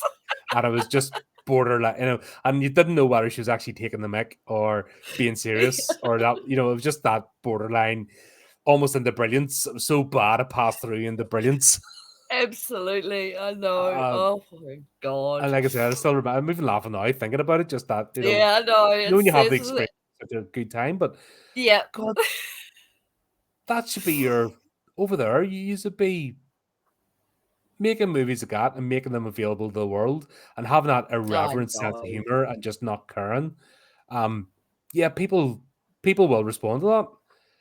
Yeah. But once again, it's this base. It's a oh right. Let's wait to see what Hollywood tells us what to do, and then nobody tries Yeah. anymore. It's the civil servants. It's back to the corporate sludge. Yeah. Nobody's a Yeah. creator anymore. They're just a worker bee. Oh, yeah. Yeah. which is not a good space to be in. No, definitely not. So, yeah. So, um, bu- bu- bu- bu- bu- bu- bu- bu- so, so how long's your publishing company? That's just recent, isn't it? So That started last year. So I listed it in Company's it was House the end of February last year. right. And Yeah, then obviously I had to get all the stuff set up and that before I was actually ready to do business. And it was sort of twofold because it's also the podcast as well. It was the busy make the podcast into a business, like a business concern. yeah, So the yeah. idea is for it to be self-funding and just away from my bank account and away from my stuff, Yes. so that it can, because it's hard to gauge something when you're sticking money in your pocket and you're putting money back out of your pocket and it's mixed in with your bills and stuff. It's just not you don't know how you're doing. So now I've got something measurable. True. I've got it, and also I wanted to, I'm sick of working for other people. I want to do something for my own because Yes. I do not fit in. Honestly, I don't suffer fools. And there's too Yep. many fools in the world. Yep. Mm-hmm. And Honestly, I made a conscious decision 5 years ago. I am not going to work for anyone else ever again. I'm too old for this. I'm not going to work for anyone ever again. That's why I do what I do at home. I do all my writing and my podcasts and all that sort of stuff at home. Honestly, I just, I think this is great. It's although we don't get paid massive amounts of money or anything. It's the fact that we can do what we want to do at our own time. We pick our own hours. We're our own boss. If something's not done, it's my problem. yeah, it's on It's you. not somebody Nobody else's else. problem. It's on me. Yep. If I can't commit to something, I can't do something at the moment, that's on my back. There's no one else telling me, all right, you've got an hour's lunch break. I'm like, yeah, nah. Well, I'm sure you've But, done it as well. When you work through, like, if you do like an 8-hour stint or a 12-hour and you don't take a break, you just crack on. You maybe stop, quick go to the loo or a quick cup of coffee, but you're hammering something yep. out because you've got an end goal in mind. You're Yep. exhausted, but you feel a sense of achievement, don't you? Oh, the achievement is amazing, and that's what drives me, is that, okay, I want to do this and I'm going to do it this way. And then it's done. And then I'm like, oh my God, that wasn't as bad as I thought it was going to be. Or, oh my God, that was enjoyable. Well, thank God I've done that. And oh, look what I've achieved. Look what I've done, and those little achievements are really important, I think, to keep people motivated. Like, I'm sure there have been times where you've wanted to give up podcasting and, I'm not sure. Has there been March, any... was it March or February this year? No, it was before last year. Remember, everything just dried up, Yeah. wasn't it? Was it Yeah, November that's last year? true. Wasn't it? Yeah. Nothing moved. The There dial was didn't go up. nothing. It just stopped. And I felt That's like I'd been right. shadow banned or something. Yeah. And do you remember I'm just scratching my head going, nothing's, what the What hell? have you Nobody's done? watching, nothing's moved. Like, even when you're putting a video out, nobody is watching it. And it's Yeah. like, what has happened? How did I go from, picking up traction, Yeah. people coming on board, and videos getting into the thousands of views and tens of thousands with some of them, all of a sudden just stop? Who did I piss off with the shadow ban me? And I'm sitting distraught going, why am I doing this? Man. Remember, I And hit it that was wall last year. It was at the same time that people were being purged. So it obviously wasn't you. I think we had this discussion at that time when it happened. I was behind, Because we have these discussions behind closed doors as well, because it's... yes, we have to, because sometimes we need each other. People need each other to say, what the hell's going on? I mean, my Facebook group, I was getting 2,000 people a week. And then one day, bang, it all stopped. It stopped at 44,000 and it has not moved, even though I've got more people joining. I'm like, how is the counter not going up? What have I done? And I go and have a look and I've got 2 moderation reports on there. And I'm like, okay, am I being penalized for having 2 moderation reports done on my group? Or because it's not making sense, And so I was just like, that's really random, going from 2,000 a week to nothing. How can that be happening? So I know that in the background, Meta's doing some shit at the moment. Facebook's doing something. So YouTube, something's happening to YouTube because I'm like, I had to resubscribe to you again, which that was very strange. That was very strange. I was watching your, well, even though you weren't there, you were there, but we couldn't see you. I was just looked down and it's like, hey, it says I'm not subscribed. And I'm like, am I on my right computer? Yes, I'm on the right computer. And no, I had to go and subscribe again. It's just like these random things. That's right, because I have subscriber background. chat on because you can only chat if you're a subscriber. Right. It just stopped the randos coming in. Oh, yes. That's right. But so basically, you have to be subscribed to the channel. It doesn't cost anything. It's just a click. That's good. But I know. It's one of them little features that basically it stops the bots coming in and just random idiots who want to shitstar. So, And the thing is, for some of those idiots, like you can subscribe and then 60 seconds later you can chat. But for one of them idiots, it's their attention span doesn't last that long, so they move on to somewhere else. If the trolls, etc. So I just find that's amazing, just for keeping idiots away. And obviously, well, if you want to join in, just it doesn't cost anything. Just commit and support the channel with a button click. Yeah, exactly. I mean, yeah, exactly. That's so easy. It's not, but at the end of the day, it is what it is. But we so is there anything else you want to talk about? I'm really glad that I've over the time, because do you remember I started up the Facebook group and that was an absolute disaster?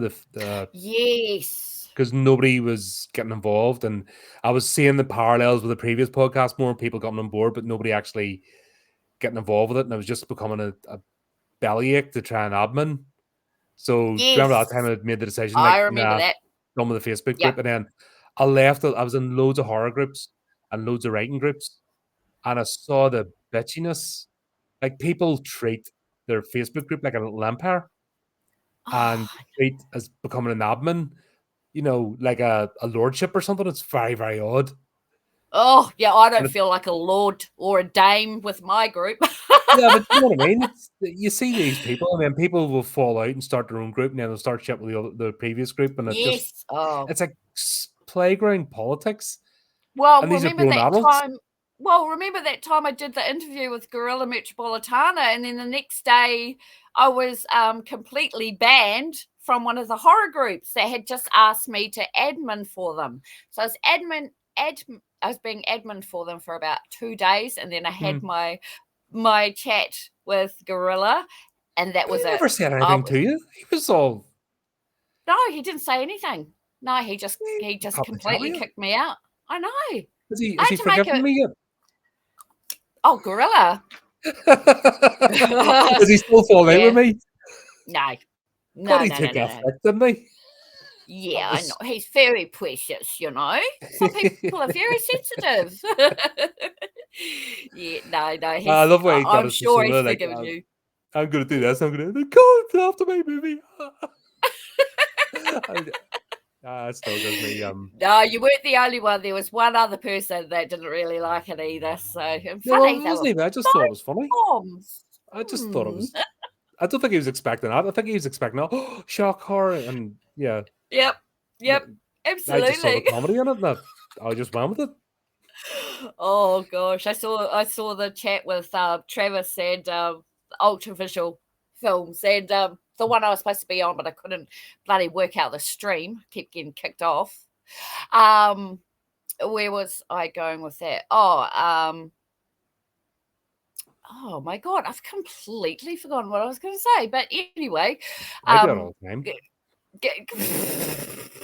I'll sit and I'll be I lost my train of thought and just like that. This is what happens when you ad lib and you don't have any notes. Yeah, you completely forget what you were saying sometimes. But yeah, no. Oh, that's right. We were talking about the benefactress that's coming up, and I got to see that. So if you thought Darius was bad, you wait till you see the benefactress. Honestly, I'm probably I'm probably not allowed to share it with you. Yeah, that's no, not him. Anything but him. Yes, but we are. Yeah. We have a future project coming up with that, though, don't we? Yep. So, That's the thing. There's no ill will or anything. It's just me being me, and that's once that's again, right. what you can't say you're honest if you're not honest. No, exactly, and that's what's really God, that was the refreshing. hardest review I ever did. Was on Dan Love. Oh, I bet. I felt really. I'm like, what do I do here? I can't not see it. I see it. It's there. It's smacking me around the face, and I can't not say. No, you have to say it. Yep. Honestly, that's what I wanted. Honesty. That's why I handed it over to you.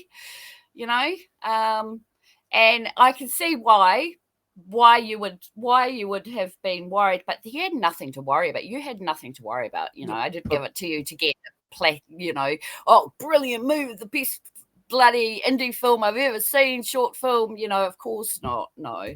And you saw the difference between the narrated fiction and the finished product. And I think that's why you came to that conclusion. And I see why. Totally. yeah, and I Yep. think Clayton took out him. He was very generous as well. Once Very. again, that's when you know you've got somebody who isn't an egotistical prat, and someone who's Yes. actually a genuine creator. Yeah. Is if I could have been snarky or an arsehole, but I'm not going to do that. But when I have issues with something, I'll explain what they are. At the Yep. same time, when I enjoy something, I'll do the same. And if somebody takes that on board, fantastic. I've had directors of like more mainstream movies message me on X, seems to be going, thanks Oh, for viewing the movie. I'm like, all right, when was that? It turns out it was something like I'd done a year ago or something, or whatever else, like something off Shutter, like mainstream yeah. horror. Yeah. Was it What Josiah Saw? That's Robert Patrick and all in it. That was a big cast. And the director of that's like, oh, thanks for reviewing the movie. I'm like, all right, okay. Uh, thanks for your honest review. Really, Karen and I did that one. What was it, Clownado? That was another one. The director comes on, oh, thanks for reviewing the movie and like being so honest. Oh my Cool. goodness. Never gone chasing it, and like I never. Oh, look at me! I've done this. I just put the things out, and Yeah. if they release the reviews into the wild, and they'll find their home, or they won't. That's like an unexpected surprise, isn't it? But it's happened a Really? few times. It's That's massive. and that's when you know you're doing something right. When somebody, and I'm not always like, I don't gush over movies, but I don't sit and crap on them either, unless I really feel like the No, the you creator don't. doesn't care. Yep. Yep. That's my bone of contention. If I feel like the creator doesn't care whether you enjoy yourself or not, and they're just doing it for their own reasons, that's when it sticks in my craw about a movie like The Crow 2024. I think just that was my angriest review. I Yes, it think was. that Yes. movie disgusted me. Like Yeah. to my core, like I was offended that it existed. And it's not me. I'm no blushing You're not the goth only one. thing, you know, No. because I watched all the Crow movies and I'd seen the issues Yep. and the sequels, and I didn't even review the shitty TV show because that was awful. Don't even remember that back Didn't in the even day. know there was one till you Yeah, there told was me a the other TV show. It day. was Yeah. terrible. I wouldn't even review that. It was so bad. So I've not used the bad Crow products being out there, but that movie really offended me because Yeah. I felt like there was this scene. It was created out of spite. That's what it really felt like. Yeah. Yes. Oh, Things like that I react to. Just like, what are you yeah. doing? Well, you weren't the only one. I mean, I know so Mm. many people that have boycotted that because of, come on, guys, you don't just go and take fucking a movie like that, a cult classic, They and could then have done go and another sequel. There's been 4 sequels, so do another why one. not do another stupid sequel then? Because why remake something that's nobody's going to say, oh wow, you're so much better at acting than Brandon Lee. It's Yeah, that would be. no. When you get the actor who's playing Eric comes along and says, don't bother watching this film because it sucks shit. Well, who's going to watch it, right? Yeah. I mean, I've still got my bee in the bonnet about Interview with a Vampire. What the fuck? You changed the characters and you made one of them black. What? You don't do that. I mean, why didn't? Oh, I don't know. What Sorry, was that one? Interview with a Vampire. You know, Brad Pitt, Blimmin, Tom Cruise, Yeah. Lestat, Louis, Kirsten Dunst, who played Abigail yeah, Roberts and yeah, Christian Slater, was it, played the reporter? yeah. That's the one. So you know they've remade it, Yeah, and I've they've read turned the books. I've read all 3 books as well. Oh yeah, I've got all the books as well. They're Yeah. cool, but they remade it. And they turned, I think it was Lestat into a black guy, and they're gay. They're gay. Yeah, Louis and Lestat are gay, and I'm like, that's Why not didn't they even in just the. do fucking Alphonse? No, I can't remember. Christian Slater, the reporter. So they were in a fucking relationship and Sharon together and stuff in the fucking the Vampire Lestat. So they're just already gay characters there. Just use them, fucking idiots. If you want Oh my god! representation, fucking Yes. retards. Oh, I Maybe, know. like, the author already had their fucking diversity quota, if you want to put it that. It's already there in the book. Fucking just use the characters. Dicks. Read the fucking book. Read the book. These Read the arseholes can't. books. Right, these arseholes can't. It's not about. It's about winding people up and getting a reaction. Oh, it is. It's got to be. That's all it's about. They spend all that money pissing people off. Yeah, but it's not their money. It's not their money. No, it's Once not again, their money. it's back to the stupid notion of the civil service attitude and entertainment, the Hollywood complex. I'm going to get paid no matter what. That's The right. plebs are going to watch this no matter what. It's okay. I don't have to work. I don't have to entertain. And that's evident over the last 10 years. I think from 2010, the rot really started to set in. I've noticed that. Yes. 2016, it just went into overdrive. And then that's it. It's just, it's a stupid mentality of it's nepotism, it's entitlement. It's people that haven't earned their place getting posted into positions because mommy and daddy were this, and it's all across the board, not just the main actors, but it's production, lighting, effect. It's this whole idea of the kingdom, the heirs to the empire sort of thing. Yes, I never thought about it that way. Yeah, it's when you strip away. That's what I mean. You strip away the veneer. What? Right? Okay, this is the shit they're throwing at the wall, or they're trying to get you. Yeah, the Emperor's clothing, the Emperor's new clothes. You know that story, don't you? No, but So it's I a think I fable. get the concept. Basically, the Emperor, the tailor, he's looking for the thinnest material. Basically, the tailor tricks the Emperor into walking down the street naked, and because everyone's so afraid, they all say it's the most regal clothes until one kid goes, "He's naked." Right. It's that. And then they all see it. Yep. And this is what they do. Blah blah blah blah blah, but they're using it to mask creating shit, low effort. Just don't care. And it's so obvious. But the difference is you had the online mob ready to jump on you if you dare say it. They did it with fucking Jordan Peele is a dickhead. He did it with Candyman. Oh, I'm the black hero. I'm this. And who did he do dirty in that movie? Tony Todd, the man who created.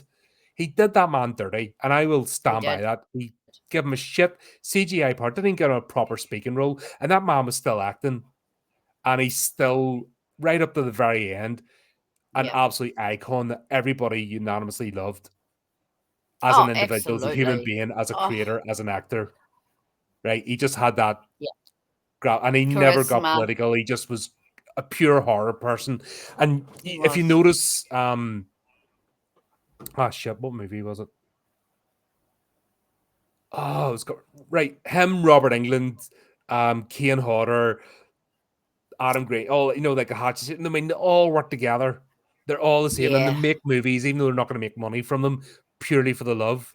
Oh, freaking Wishmaster! God's sake, I'm an idiot. That's reviewing recently. Wishmaster, I haven't seen it. Wishmaster with Chris. There you go. There's all gang together just because they love the genre. Yeah. And these dickheads that, race bait and gender bait and whatever bait, they don't get that because they're not actually into the genre. If anyone was a true horror nerd, they know that we're all weirdos. Yeah. We're used to being the outcast. We're used to not fitting in, and we welcome anybody that loves what we love, but these fucking idiots have, you know, and I warned years ago on my podcast, sorry for going on a rant here, but I No, warned go, years ago that it was going to please. come for horror. I warned it was going to happen. It was in it because they're burning every other franchise to the ground with their stupidity. Yep. And I said to people, stop it here. And somebody's listened, or maybe it's just the mentality of horror. Maybe it is the core, yeah, we're accepting, but don't cross a line. They try to Candyman, sure, the same crowd started the shit. Guess what? That movie disappeared in the ether. Nobody watches it. They did it with a Hellraiser remake. Oh, you're gonna hit. You're a hater. You're a transphobe. You're a homophobe. It's like, how can you be that and be a Clive Oh, Barker fan? Have you read Clive Barker? He's a fucking pervert, and we love him for it. exactly right. He's a 100% deviant. You know what I mean? And we absolutely adore him for that. How can you be Yeah, in anything and be a Clive Barker fan? It doesn't make sense. No, you doesn't just make made a shit sense. product with crap cast and a fucking boring story. And guess what? That movie's forgotten as well. Yeah, Texas Chainsaw Massacre, they did it there. Blah, blah, blah, blah, blah. I know. Guess what? That's forgotten about as well. That's disappeared because horror is too big. These were, they did it with the tentpole ones in sci-fi because they're limited genres. Sci-fi is a limited Yes, genre with like about it 3 is. properties. Fantasy is a limited genre, so they're easy to destroy because they're too narrow focused. They don't have the actual depth and brevity that horror does. No, Horror can take the hit, can have these sort of movies as well as your, you know what I mean? There is no tentpole horror movie because there's too much.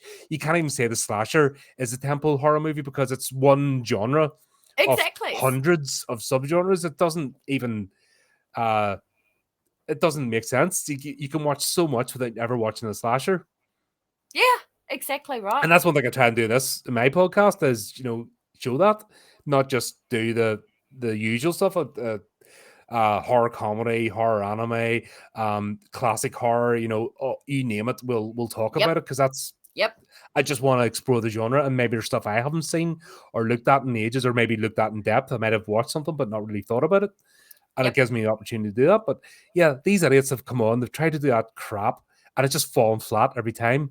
It's been Oh about a yeah, week of the, you know, the online mob going blah blah blah blah blah. But when it comes to it, nobody gives a toss. Nobody's buying that no. DVD or Blu-ray. Nobody's putting it in their machine. Nobody's rewatching. For David Gordon Green, he's another arsehole. He did it with Halloween. He ruined Halloween with his stupid shit. Right, He also did it with The yep, Exorcist. right. Yes, Which okay. why Blumhouse paid 30 Yeah. million for that property after the sequels it's had doesn't make sense. No, I still refuse to no. watch that movie, by the way, because fuck him. Yep, yep. No, no, no, You no. know The that Exorcist, the originals. Yep, yep. you've loads It's of it. characters Oh, of all shapes and grades, and once again, it doesn't have to be wet. If you're a horror fan, you don't just look at Western horror. You don't look at Hollywood. right. No, You go to no. the deepest, darkest corners of the Yeah, earth. What are you making? Oh, what's that story? Oh, what's that monster? What's that folk tale you're telling? I want to know more. yeah. Exactly. We've always been like that in horror. That's one thing I Yep. was really proud of with Cryptids actually, because I got nearly every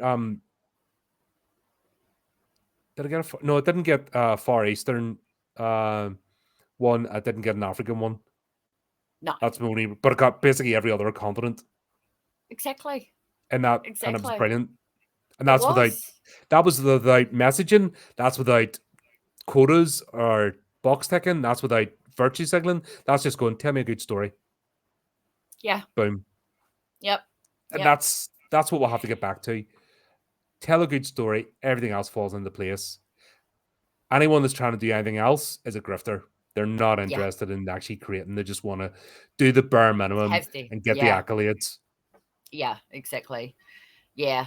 And that comes down to commitment too. I mean, people aren't, some people are committed and some people aren't. And some people think that they can just write horror and they can get away with it. And it's like, yeah, you can write horror, you can write whatever the hell you want. But it either lands or it fails, and nobody wants your writing. Sorry, they'll see through it there.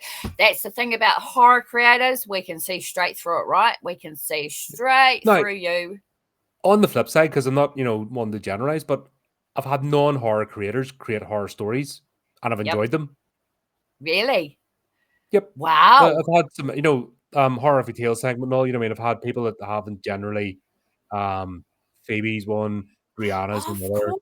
Yes. Do you know what I mean? They've had people like that come on that aren't necessarily in the horror genre, but sticking to the horror genre. Yeah. Yep. They haven't traditionally come from the horror genre. Yeah. But they've actually become horror fans because they thought that they just had a particular story. It had a horror bent. It's just a story that needed to be told. Once again, it's not an agenda thing. It's like, this story is coming out, but it doesn't fit here. It doesn't fit there. It's a darker tale. I want this out of my system. And then, sure enough, boom, they get involved. So it is possible. Yes. I'm not to disparage anything, but we know the grifters, we know the freeloaders, we know the people that thumb their nose down at the horror genre. Yes, there's a difference. What was that awards? Wasn't the Oscars? What did The Substance win? Was it an Oscar or was it something else? It would have been an Oscar, wouldn't it? Was it an Oscar? Right. Demi Moore won it for The Substance, right? They could not even bring themselves to call it a horror movie. They called it a musical comedy. Are you kidding me? No, you've seen The Substance, haven't you? God. No, it's still on my list. See, right, it's a body horror. It's a body horror movie. Is it? Okay. Yes, it's body horror. It's lovely. I love body. It's gross. It's all that sort of lovely, gnarly stuff. Yay! It's not a musical comedy. That was bullshit. And it, what? I heard somebody say that the horror was nobody won any horror awards at the Oscars, and that's why they didn't have it down as a horror. They didn't have it down as a horror. They had it down as a musical comedy. Yeah, that's why. Disgusting. That's revolting. That's why people call their stories thrillers rather than horror, because it's more palatable when they're trying to reach the masses. Yeah. And it's like Steve does it and he admits it. He says it, that's what I do. I call it thriller because people won't buy a horror book, they'll buy a thriller book. So yeah, but then when they read the thriller, they're going to be going, "This isn't thriller. This is horror." because he goes across the line. I've owned lots of his books. He's naughty.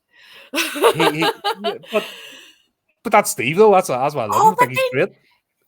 Then again, Steve's work is very thriller type, isn't it? Yeah, he does. But he does cross that line. You know what I mean? He's rooted in the police procedural, crime thriller genre, but he crosses over. Crosses it. He does. And that's once slightly, again, that's allowed.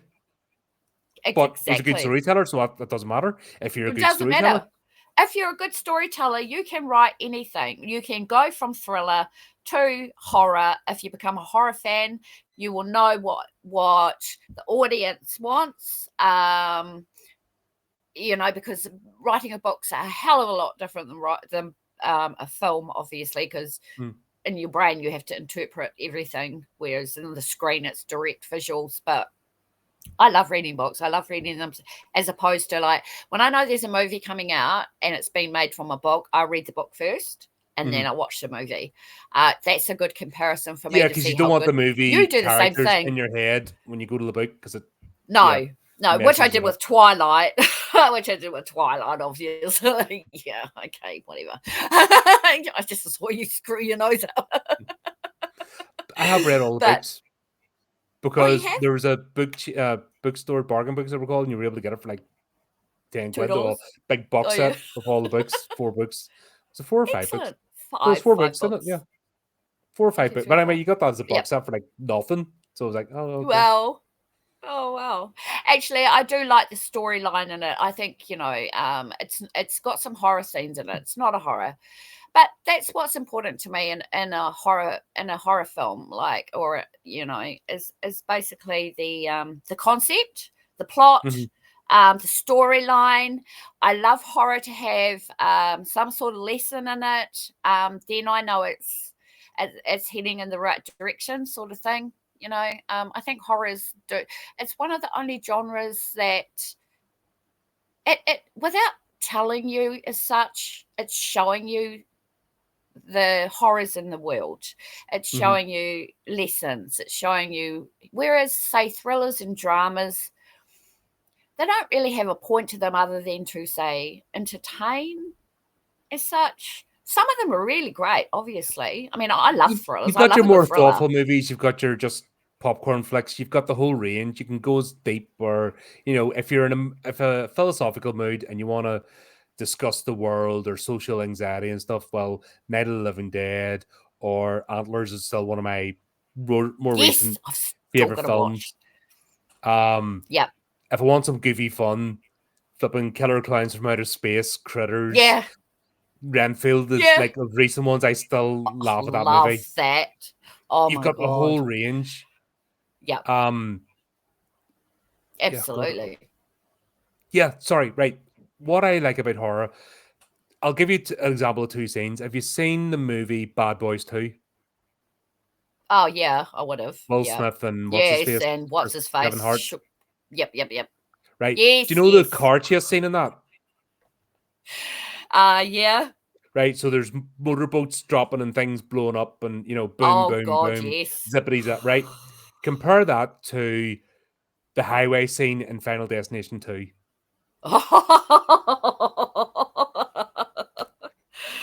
Oh, There's I've been racking my brains for years looking for the direct comparison, and they're the two. It's an action movie, because people say, "Well, what's the difference?" Well, there you go. Here's the ooh, difference. That scene, or any car chase scene, like the Matrix or something, like there's cars blowing up and flipping and blah, but flipping everyone's out. nice and safe. Yeah. Final Destination 2, Nope. smash. People get ripped apart.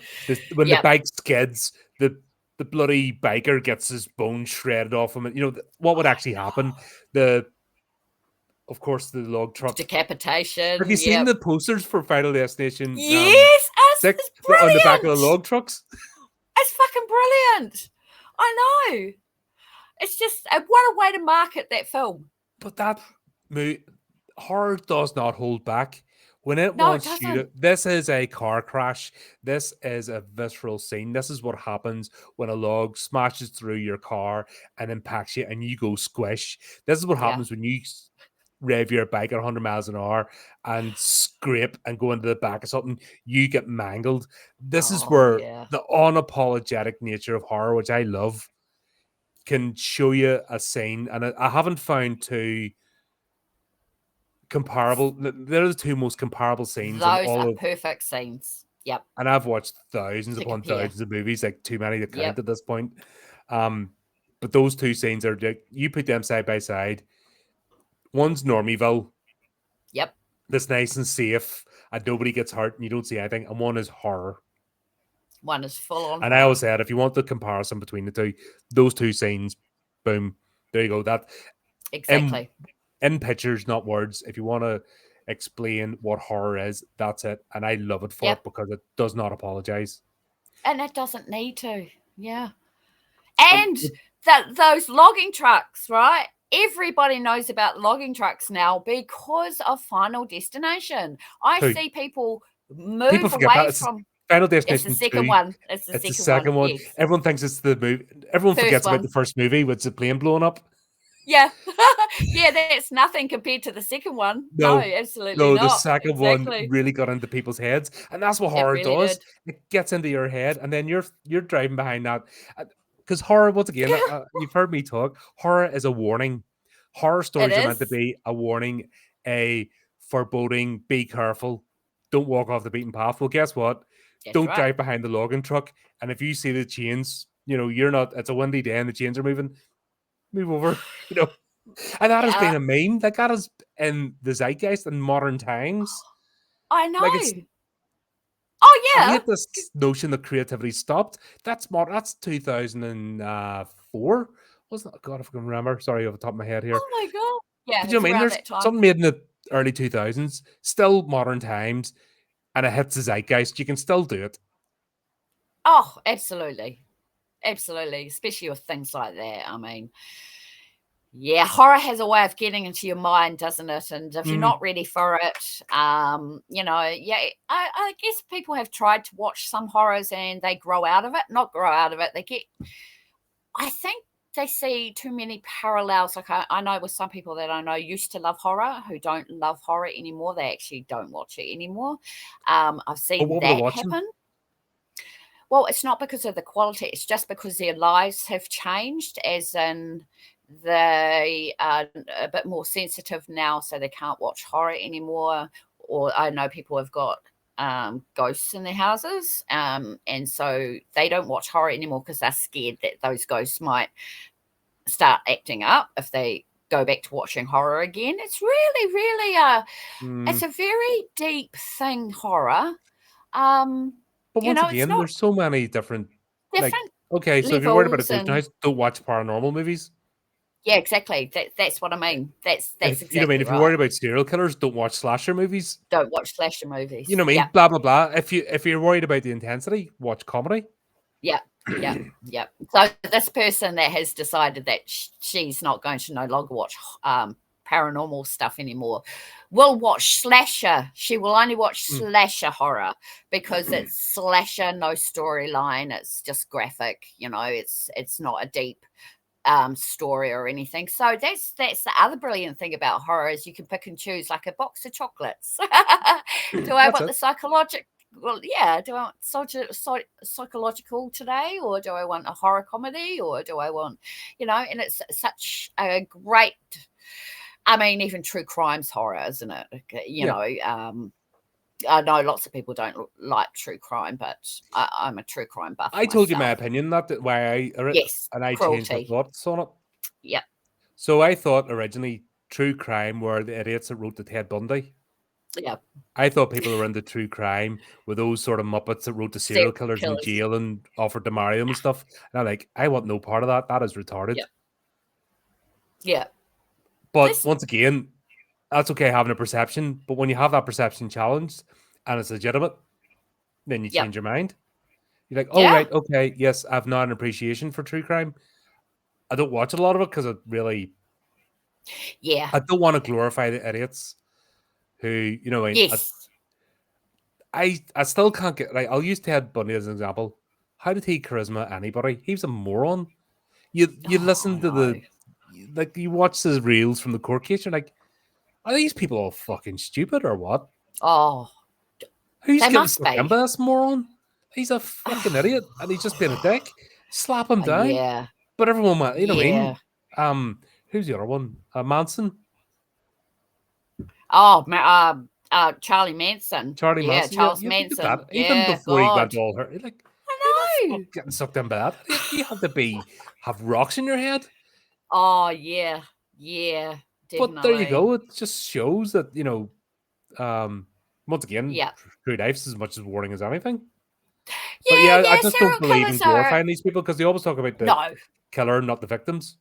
I'm not actually into serial killer documentaries or anything really, No, but because I it's do like to watch true crime. It does have warnings. They do have, do be careful. No, as in not as in as in be careful who you send your children to in the weekend. that should Things be like common that. sense anyway. For fuck's But sake, it's not common sense. That's the thing.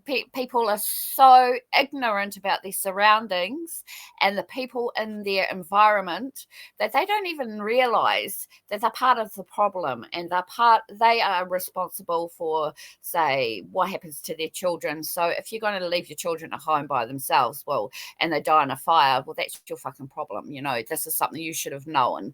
So that's what I love about the true crime world is that there's lots of warnings in once there for again, it serves people. its purpose. Yeah, I Just just like I said, I don't get I can get that from something else, fiction, yeah, but I yeah, don't get yeah, yeah, yeah, yeah, I don't need yeah. to be told don't walk by yourself at midnight down a dark alley Oh no, by we already yourself. know that, right? Yeah, Yeah, yeah, yeah, yeah, so I don't need to yeah. watch True Crime to know that. That's Yeah, and I um don't watch true crime to give me warnings or to give me I just like to share them on my channel so that other yeah. people can Some see, not um channel, my group, Facebook group. what was the last thing I tried to watch that Jeffrey Dahmer one because I was going to review it, and I got a few episodes in, and then I realized they were preaching to us again. Yeah. Now, there was a Yeah. story of someone who was broken, Yeah. Yep. just broken, and then it started off good, and then of course, nah, he's a racist. Everyone's a racist, and it just Yep. changed, it flipped it, and it just became blah blah blah. And like, you've lost me. I'm out. Yep. Yep. You Yep. started off telling a compelling story, and guess what? You don't always have to. Right, don't condone what he did, but at the same time, it's good to understand because if you can recognize the pattern, you can prevent it. Yep. Yeah. And he just needed a stable upbringing. Yeah. But I they know. decided to shy away from that, because that's not the current thing. Oh no, That's don't have a not the family unit. no. Racism. Let's make it all about that. And it was like, fuck off. Just you're Yeah. dickheads. Now you've lost me. You're just Yeah. doing all that That's when shit. I think they're glorifying serial killers when they do things like that. I think when they make big episodes and make big, huge, lengthy documentaries about a particular person who's done this and that and this and that. It's like, well, are you not feeding into that by making a documentary about this person? Yeah, they're Huh? and especially when why do you need to make 10 documentaries? That's where you know what I mean. If you make Yeah. the documentary, that person, fair enough, and it goes into it, but no, oh, let's do it from this thing. It's just people's hubris. Yeah, exactly. And Exactly. they're almost it's almost like they want to do it themselves, but they have, they're Who the one taking next knows? steps, so they'll get it that way. There's something, like I said, I have a thing about it. I just don't think Yep. it's a good platform. I don't think it's a No. good medium. Yeah. There's too much chance of glorification Yep. and hero worship. Yeah, well, that's the other thing that can happen too, isn't it? People end up writing, they make documentaries. Next minute, bloody serial killers getting married to some freaking blooming Yeah, to try and get them out of jail. crazy fan. Yeah, exactly. It's yeah, that's it. Yeah. That's I don't have the time for that. That's stupid. No. Yeah, Or me neither. like I said, the basis of the horror story was it's a warning. It's to try and keep you on the straight and narrow. It always was. Were you part of the morality and horror one? Remember I had Yeah. Yeah, you were part of. Yeah, God, that was Yeah, I ages ago. was. Yes. Yeah, that was a good Yes. chat. That was a really good discussion. Yep. Jane was on there, and I was a couple of us on there. That was a really good Yeah, chat there about was. that. The moral Andy, I message in think. horror, and I like to I like to do Yes. more of those, but people are too afraid. I think like they want to jump on a bandwagon, but they don't want to actually discuss a subject. Yeah, And it's why? hard to get people. Like we tried the highly sensitive people one. That was an absolute train wreck. Because people don't realise it's going on. I think we were both frustrated at the end of that one, weren't we? We tried to. Yeah. We wanted to get down to the meat It and was like, bones. Why, if you're highly sensitive or put off by horror, why do you invade every horror group trying to change it and soften exactly. it? And Yeah, why? Why do you do that? Why do people do that? I just don't understand. I don't go in and mess around with the comedy world. I don't go into comedy groups and go, you're a disgusting racist bigot or whatever, stop I being don't do funny. things like that. Yeah, you're too funny. Calm down. Yeah. Be darker. That's Exactly. it doesn't even mean, or go into the romance. We need more beheadings. There's not enough beheadings in your romance novel. It doesn't enter your head to do it, does it? No, but that's a brilliant concept. But no, I would not do that. You've got to be a certain type of person to go around just trashing. I'm sure I've got some people in my horror group I have to keep an eye on because they're saying some stuff like, "Oh, that movie sucked," and it's like, "Well, why did it suck? Yeah. Why can't you tell me why it sucked?" No reply. Oh, okay, all right. And then I noticed that person's doing another thing too. I don't believe in ghosts. So? And I bet you they're doing it on a paranormal channel. Yeah, exactly. Why are you even in my group? That's why I said, yeah. Once again, I don't get that. You just... Yep. Bing! Block. Yeah. I ban and block. I mean, if I'm not into something, I'm not into something, but I'm not going to go and slag people for enjoying. That's stupid. And I I don't have enough know. time. Too Don't busy they know doing, that I mean? we're I've too much going don't on they to know do we're psycho and we can actually turn around and do some real serious harm with with imagination. with our platforms? Mhm. you know? So I don't know. I was only joking. Horror fans are not psycho. Only some of them are, and It's like I anyone. don't know. I don't know any of the psychos. So thank goodness. The virtue signaling person. If you want to meet a psycho, the person that tells you how good they are. Oh yes, they're That's the it. You know what I mean? best. That's Yes. it. If somebody's Oh preaching yes. you how virtuous and wholesome and nice, they've got people chained up in the basement. Oh yeah. 9 times out of 10, they're doing gnarly shit Or in the attic. and Yep, they're overcompensating. absolutely. Beware the male Overcompensating. feminist. Yes, that's another kettle of fish altogether, isn't Beware the it? male feminist. You know what I mean? It's Yeah. blah blah blah. What are you up to? Yeah, Oh, you're compensating for something. that's But fucking creepy. yeah, but that's you find that go back to the satanic panic of the 80s, 90s. Look at the mega churches, look at all them gnarly bastards, look at the Oh woke stuff, yeah. look at the ones that are preaching, they're all getting something done for diddling now. You know what I mean? Yep. You see a lot of the ones who Damn are right. like do this in schools, do this, and then they're getting arrested because they're up to you know what I mean? Anyone that Yep. preaches how wholesome and great, and I'm a dickhead. I know I am. You're not a dickhead. I own it. You No, if you you're rub me up not. the wrong way, I am an arsehole. Oh, yeah, You get my yeah, back yeah. up. You poke at me. Guess what? I have no sympathy. I'm a vindictive arsehole, and I Yeah. own that. Yeah. Somebody does me harm in life, I want them off the face of the earth. I no apologies. If any misfortune happens to one of my enemies, I take joy in it. Ah, I don't yes, so do apologize. I. My hatred is Ooh. genuine. If I genuinely hate you, you'll know about it. Well, Yep. you won't. Well, you'll not be in my life basically because I'm not wasting any time Yes. here. Yep. I'm not. Yep. I don't hate Sometimes you have to watch. do that. I don't follow exes. I don't do this. I don't do that. You know, it's like goodbye. Friendship falls out. Well, guess what? Never hear from me again. I'm not wasting time here. If I don't like you, Yeah. that's it. Yep. If you That's come at right. me, then like stand by. Yep. You sound like a Virgo. Are you a Virgo? No, I'm a Scorpio. Oh, well, that explains it then. Just hold a grudge forever. They're deadly. That's that's just my nature. Yeah. So I know that they're be nice with me. I'm nice back, but Yeah. just Well, I do you have the have to other be side. I don't tough. hide from it. Yeah, you have to be tough because of what you do. You're in an industry that there's lots of different podcasters out there, and lots of them are imposers and imposters. I keep saying imposters, and they're just doing it for the views and stuff like that. But you don't. Oh, I know you That's the don't. thing. If somebody wants to do that, once again, crack on. Yeah, crack on. And if Yeah, your audience is happy with that, crack on. I'm not going to that's waste my right. time looking for them or debunking them or blah blah blah. Yeah, You know, yeah. I know a lot of people drama farm. I can't be arsed. Nah, So nah. if that's your thing and your audience enjoys that, you go ahead. I'm doing my thing over my wee corner of the world, and that's what Yeah. I'll do. Same with the anthologies. You're not gonna get trigger warnings or virtue signaling or any of that bullshit. If you can't No. work out by the name of the title what type of stories you're getting, fuck off.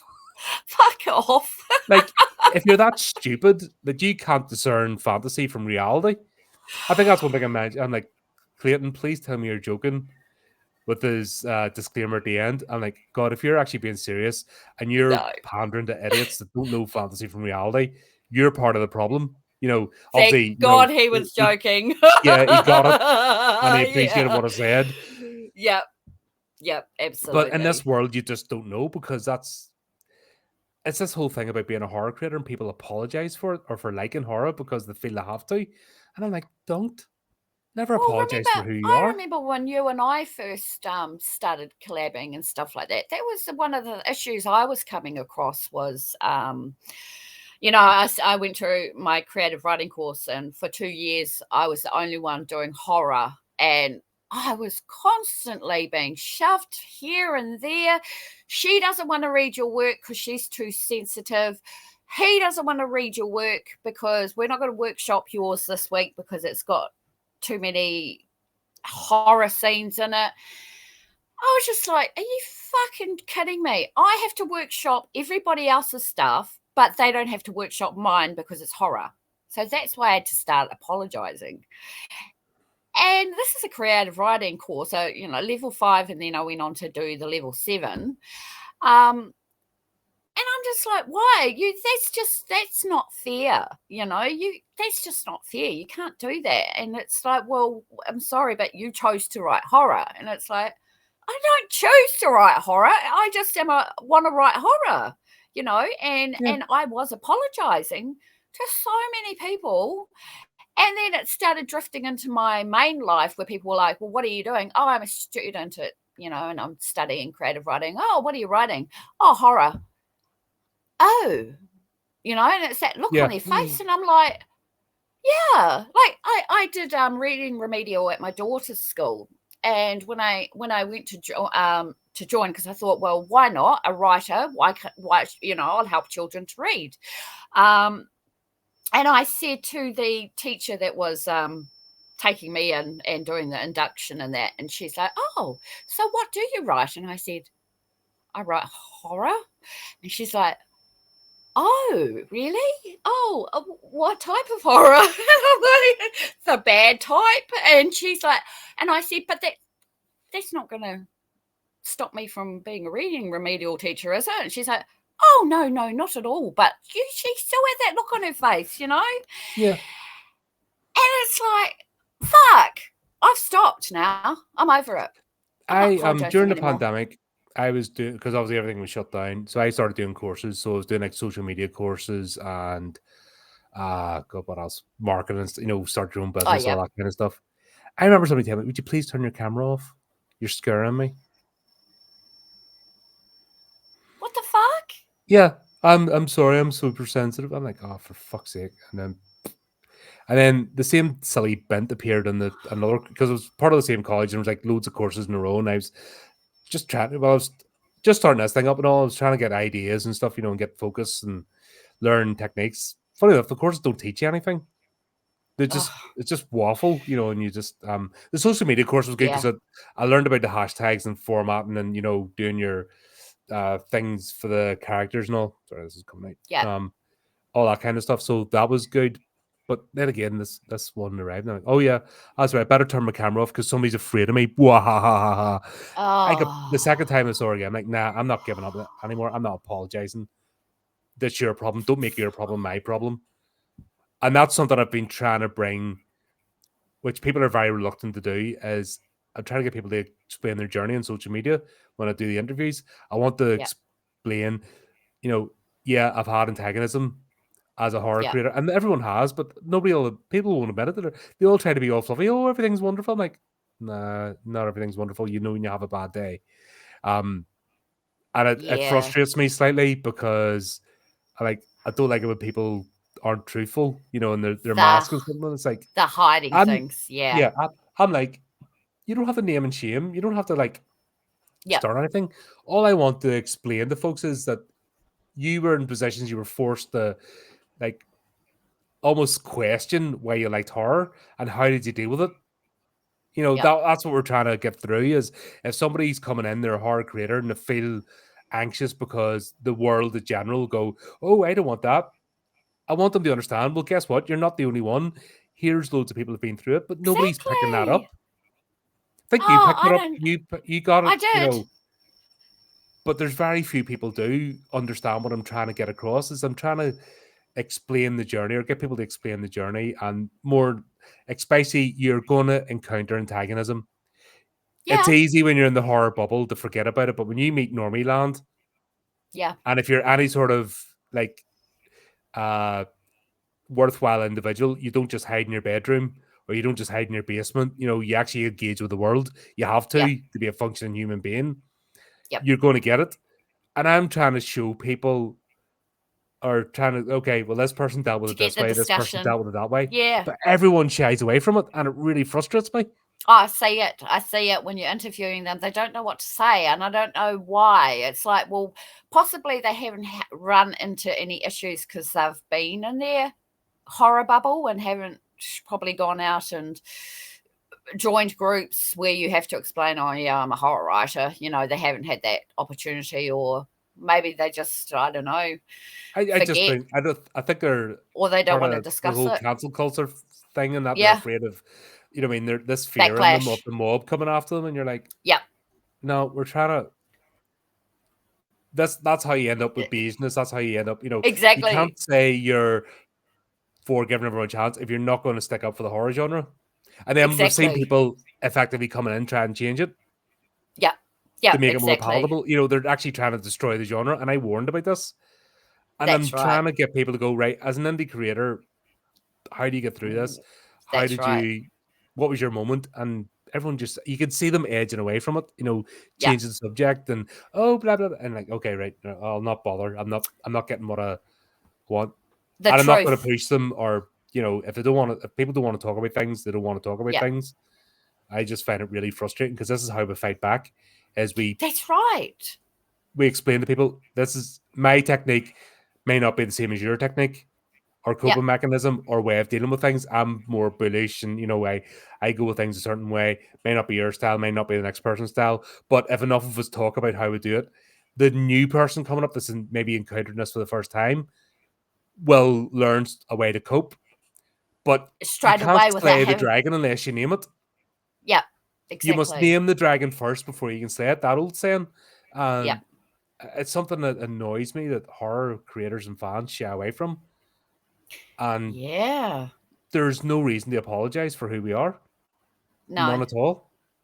No. I Yeah. would, Well, some people don't admit that they're horror writers as well and go under yeah, different names. oh, I oh, know. that's like, I don't like cowardice. Why do that? Why? Why are you going under an alias just to write a Don't bother horror? then. Don't bother. That's right. Because you're not going to get any credits for it, or you're not going to get anyone going, oh, it's a blah, blah, blah, just an amazing writer because How long she did, can do this and she can do that. And now she's in horror. And, it's no, it's not. It's because how long did Joe Hill last? Eh? Joe Hill? Who's Joe Hill? He's Stephen King's son. So he wanted to make it on his own. So he wrote under Joe Oh, Hill. right. That's And right. then he wasn't getting the accolades. So he's like, I'm really Stephen King's son. It's really me. That's right. You're like, oh, you sellout, you dick. You didn't have the guts. And Sell out. Not like he needs the money. He's got an empire to inherit, but he couldn't Even make it on use his his own. name. No. And No. he had to let that slip because he just couldn't not, he thought he was being edgy and he thought he was doing it, but he couldn't last. And sure enough, like me because blah, blah, blah. And I just think you coward, and you have no reason to be. You've no, What a it's wad. not like you're dependent on putting food on your table. You've inherited an empire. Shut up. Exactly. I hate that sort of behavior. Oh, that's It's phenomenal. weakness. It's cowardice. Yeah, it is. It is. Weak personality, weak person. What a stupid move. That was a stupid move. People, ruining their lives in 5 seconds, basically. Yeah, but if he had carried on his career, kept it under wraps, made it an NDA that if anyone his publishers that didn't disclose it, could have carried on, and then either made it or not made it on his own merit. No, but and then maybe when he came to retirement, oh, by the way, haha, fair enough. But no, weakness needs the spotlight. Once again, it's an nepotism. It's this, I deserve to be here because I was born into this. And it's that arrogance. And I think people, they don't want to rock the boat because they've got that. I come from the right class of family. I've got the right support. I was born into wealth. I deserve to be here. Oh, You don't. No. Do you know them arseholes, and especially in the writing world, entitled idiots?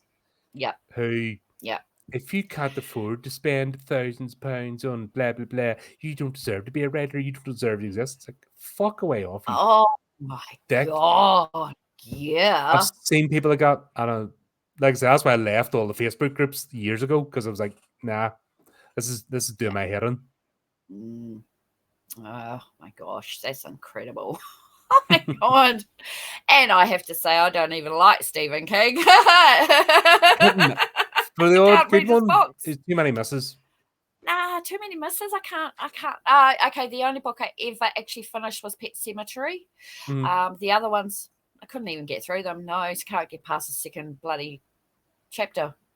Tommy Knockers. Oh my fucking goodness. Are you kidding? The Tommy Shining Knockers. at Cujo. Okay. They're my books. Yeah, like I've got it. I've tried to read it. I just can't get through it. I just, his writing style is really rough. You need to watch the miniseries. The miniseries is closer to the book. And it's a disjointed time thing. It's very tricky to do, the jumping back and forth in time. I think in new movies I did a whole thing. If you remember, I took the book, the movies. Yes, that's right. You did. And I compared all of them. Yep. You know, so I'll not reiterate that. I've already done that and it's out there. Yep. So Yep. If you want my yeah, I just find him a bit jarring. I find his work a bit jarring. But the films that have been adapted from his books are amazing. You know, like The Shining, obviously, and Cujo. Maximum Overdrive. No, oh God, I haven't even Oh God, that's a bad movie. I haven't even watched it. No. See, that's what they need to do. That's what Hollywood needs to do. Bring the bad movies out and remake them. You They're know, not going to do that. They're too cowardly. That's what they need to do. They'll throw good money after bad, but they won't. They don't have the. There's no creatives in Hollywood anymore. They're all civil servants. They're not. They fucked up when they got rid of when the Writers Guild started. I mean, I don't know. It was already on the decline. It was already on its way out. I think that was just the final nail in the coffin. And I think it's just because of venture capital and there's money behind it. It's the only reason it's limping on. It's like an oil tanker, but when it hits the rocks, it's going to explode. I would say to indie creators, don't apologize first of all for what you are. That's the first nail in your own coffin. It's if you apologize for being a horror creator, then you're already doomed. But also, don't look to Hollywood. Look at getting your. Yes, it might take longer. Yes, I know there's financial pressures. I know things like movies take a lot of money to make, but you can do it. Look at Acrostar. You can. Basically, 90% crowdfunded now. Yes. And they're rolling on and they keep making the productions and they've got the fan base. They've got the YouTube channel and they do little series, so they're not stopping. 7th Street, you know, it's just Calvin, he does loads of work, not just for Breaking Glass, but he does other projects and that, you know, fantastic. There's the British Horror Studio over here. They're just starting up. They're doing great things. They're bringing back Amicus movies. Wow. So there you go. Amicus is coming back in September, I think, with the new anthology. So we're going to get those movies back again. Wow. How interesting. So there's loads of things that can happen outside of Hollywood. Absolutely. But people need to be prepared. Everything's been too sanitized. They're used to the shiny lights. They're used to Blumhouse, which is sanitized horror. You know, some of the stuff's all right, but most of it's just bland. Yeah. But they're used to that. Now, that's okay for the normie audience. Yes. Maybe bring them into the genre. But if you're an actual horror fan, look the indie stuff. Yeah. And for the same price as a cup of coffee or something, you know what I mean? You can support an indie project. But indie creators also need to be realistic about who they want funding them. So they're either going to go hunting or whale hunting, looking for the whale that's going to chuck hundreds of thousands, or they're going to try and build an audience who's going to maybe chuck a few quid in each. You got to decide what you're doing. I honestly think the second one's better. I think the more people involved, paying a little or being involved, or, you know, if you can keep your Blu-ray cost down as much as possible so that people can buy it and they're not paying 50 quid or, you know, $100 for a DVD, which is ridiculous. You know, get your cost down, but make sure people can get it.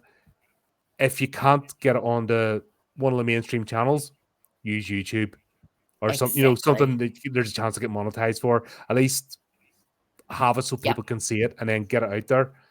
Because if nobody sees your work, it doesn't matter. Yeah. The money can, you know, I mean, you've already put the money into putting You've done it together. Yeah, exactly. But if nobody sees that thing, then you're lost anyway. Well, there you go. That's the risk, I suppose, when it comes Mm. to making films. It's the same with Yeah. books. You know what I mean? Yep, You can that's write all the right. books in the world, but if you don't actually put yourself out there, if you don't go and talk to people, if you don't network, then you're not doing. Yes.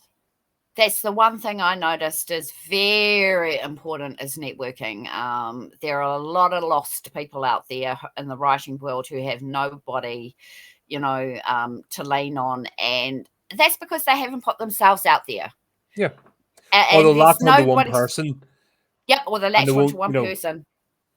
Yep, one publisher, one promoter, one agent, whatever they do, and then they think that's all there is because they Mhm. haven't bothered to go out and experience things like coming onto podcasts, meeting other authors online, things like that. I think that's really important when you're, especially if you're starting out, and it's really Even if you're important. established and It's so getting, you know what I mean? important. Yes, especially if you're established as well, and you might want new networks. You might want to help, say, somebody a little, take somebody under your wing. You Mhm. know, those things are important as well. I mean, I've had a lot of people help me on my journey. You're one of them, David Kane, Lee Murray. I can name you three straight off the top of my head.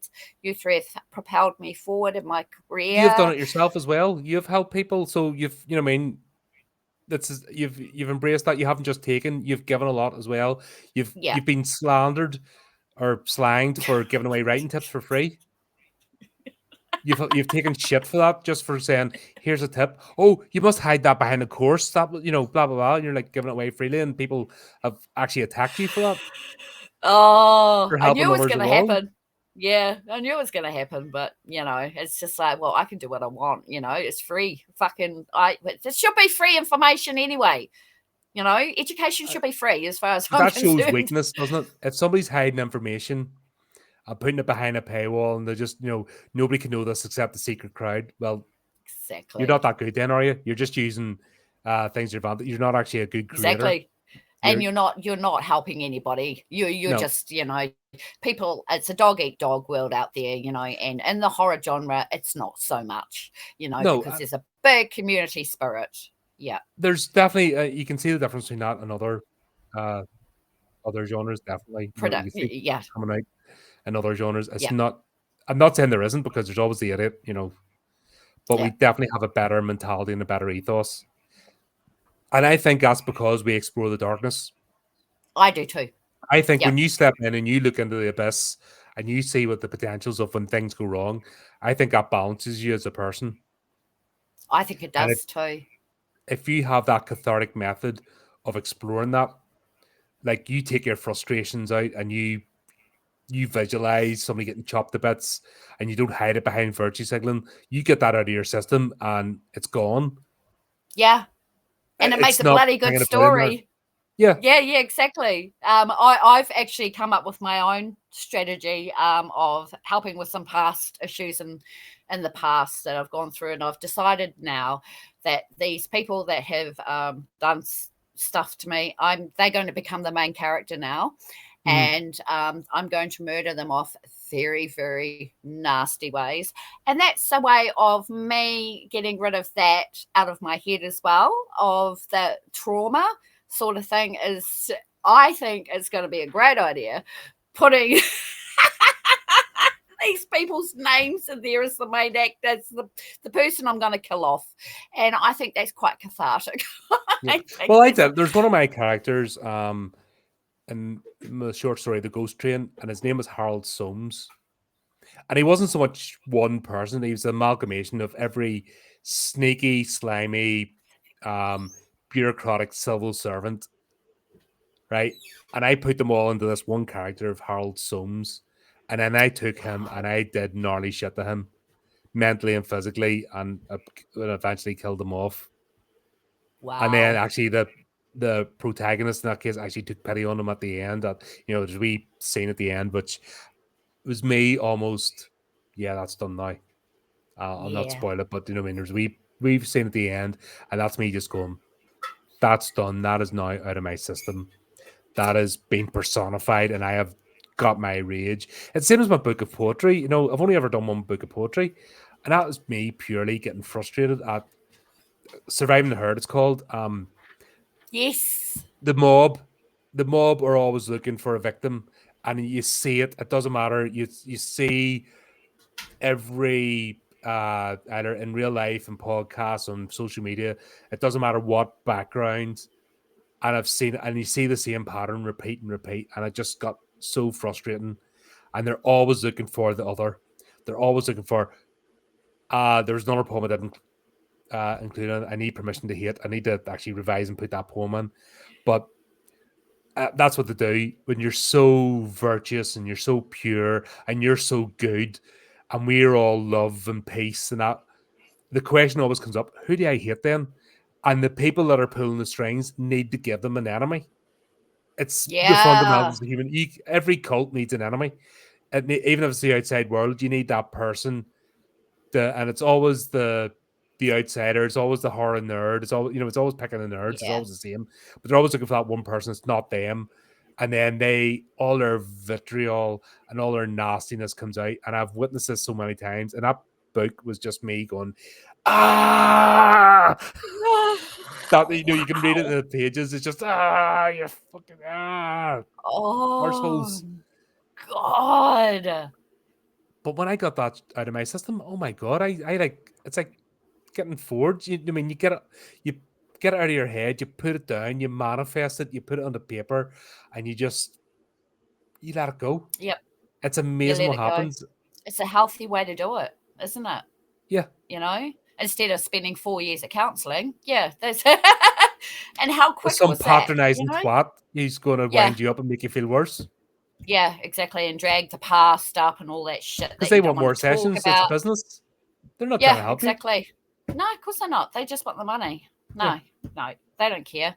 But yeah, I no, you're damn right. I think it's very cathartic, stuff like that. And to come up with your own strategies. It's not that we're psychopaths or anything. We are doing exactly what everybody else is thinking in their minds, except that we're actually writing it and we're actually doing something with it. We're not turning into psychopaths or anything like that. That's a misconception about horror fans, is that we are crazy psychos, whatever. It's not true. It's absolute bullshit. Most of us cannot stand watching animals being hurt on videos, children, animals, anything like that. We're totally against that sort of stuff. And I think there's a misconception. It just needs to be tweaked, and that people like us need to be honest about what we do, and that we do what we do because we actually love it. It's not because we're psychos or anything, or we're I crazy. say we're more emotional, more empathetic. Theory. I You think don't that's get why it angry at the hurts. world if you're a psychopath. No, You don't get angry exactly. at injustice. You don't get angry at things not going right If you're a psycho narcissist, if you're a nah. psycho. Nope. All you're thinking about yourself, and in Yep. fact, it's that disconnect, the inability to feel or connect that leads out to Yep. these impulses. If you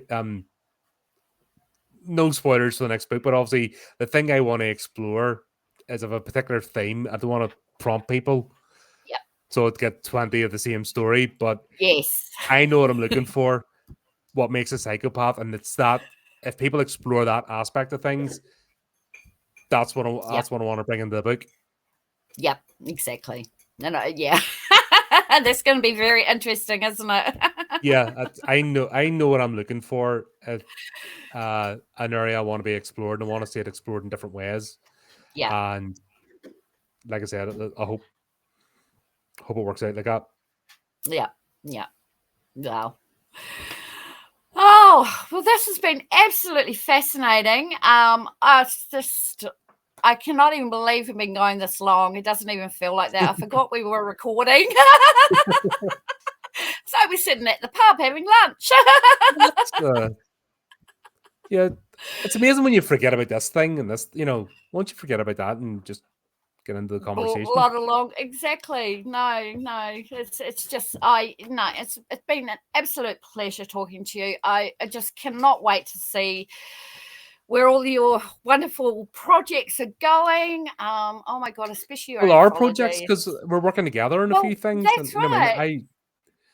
We do have some things coming up. Yes, And that's going to be so that's exciting. Like I said, the thing I'm working on at the moment is taking another turn, and next moved on to the next stage, and it's getting closer to yay. completion. And I'm like, can't tell Ooh. people yet, but No, you can't. Oh, but it's going to be brilliant.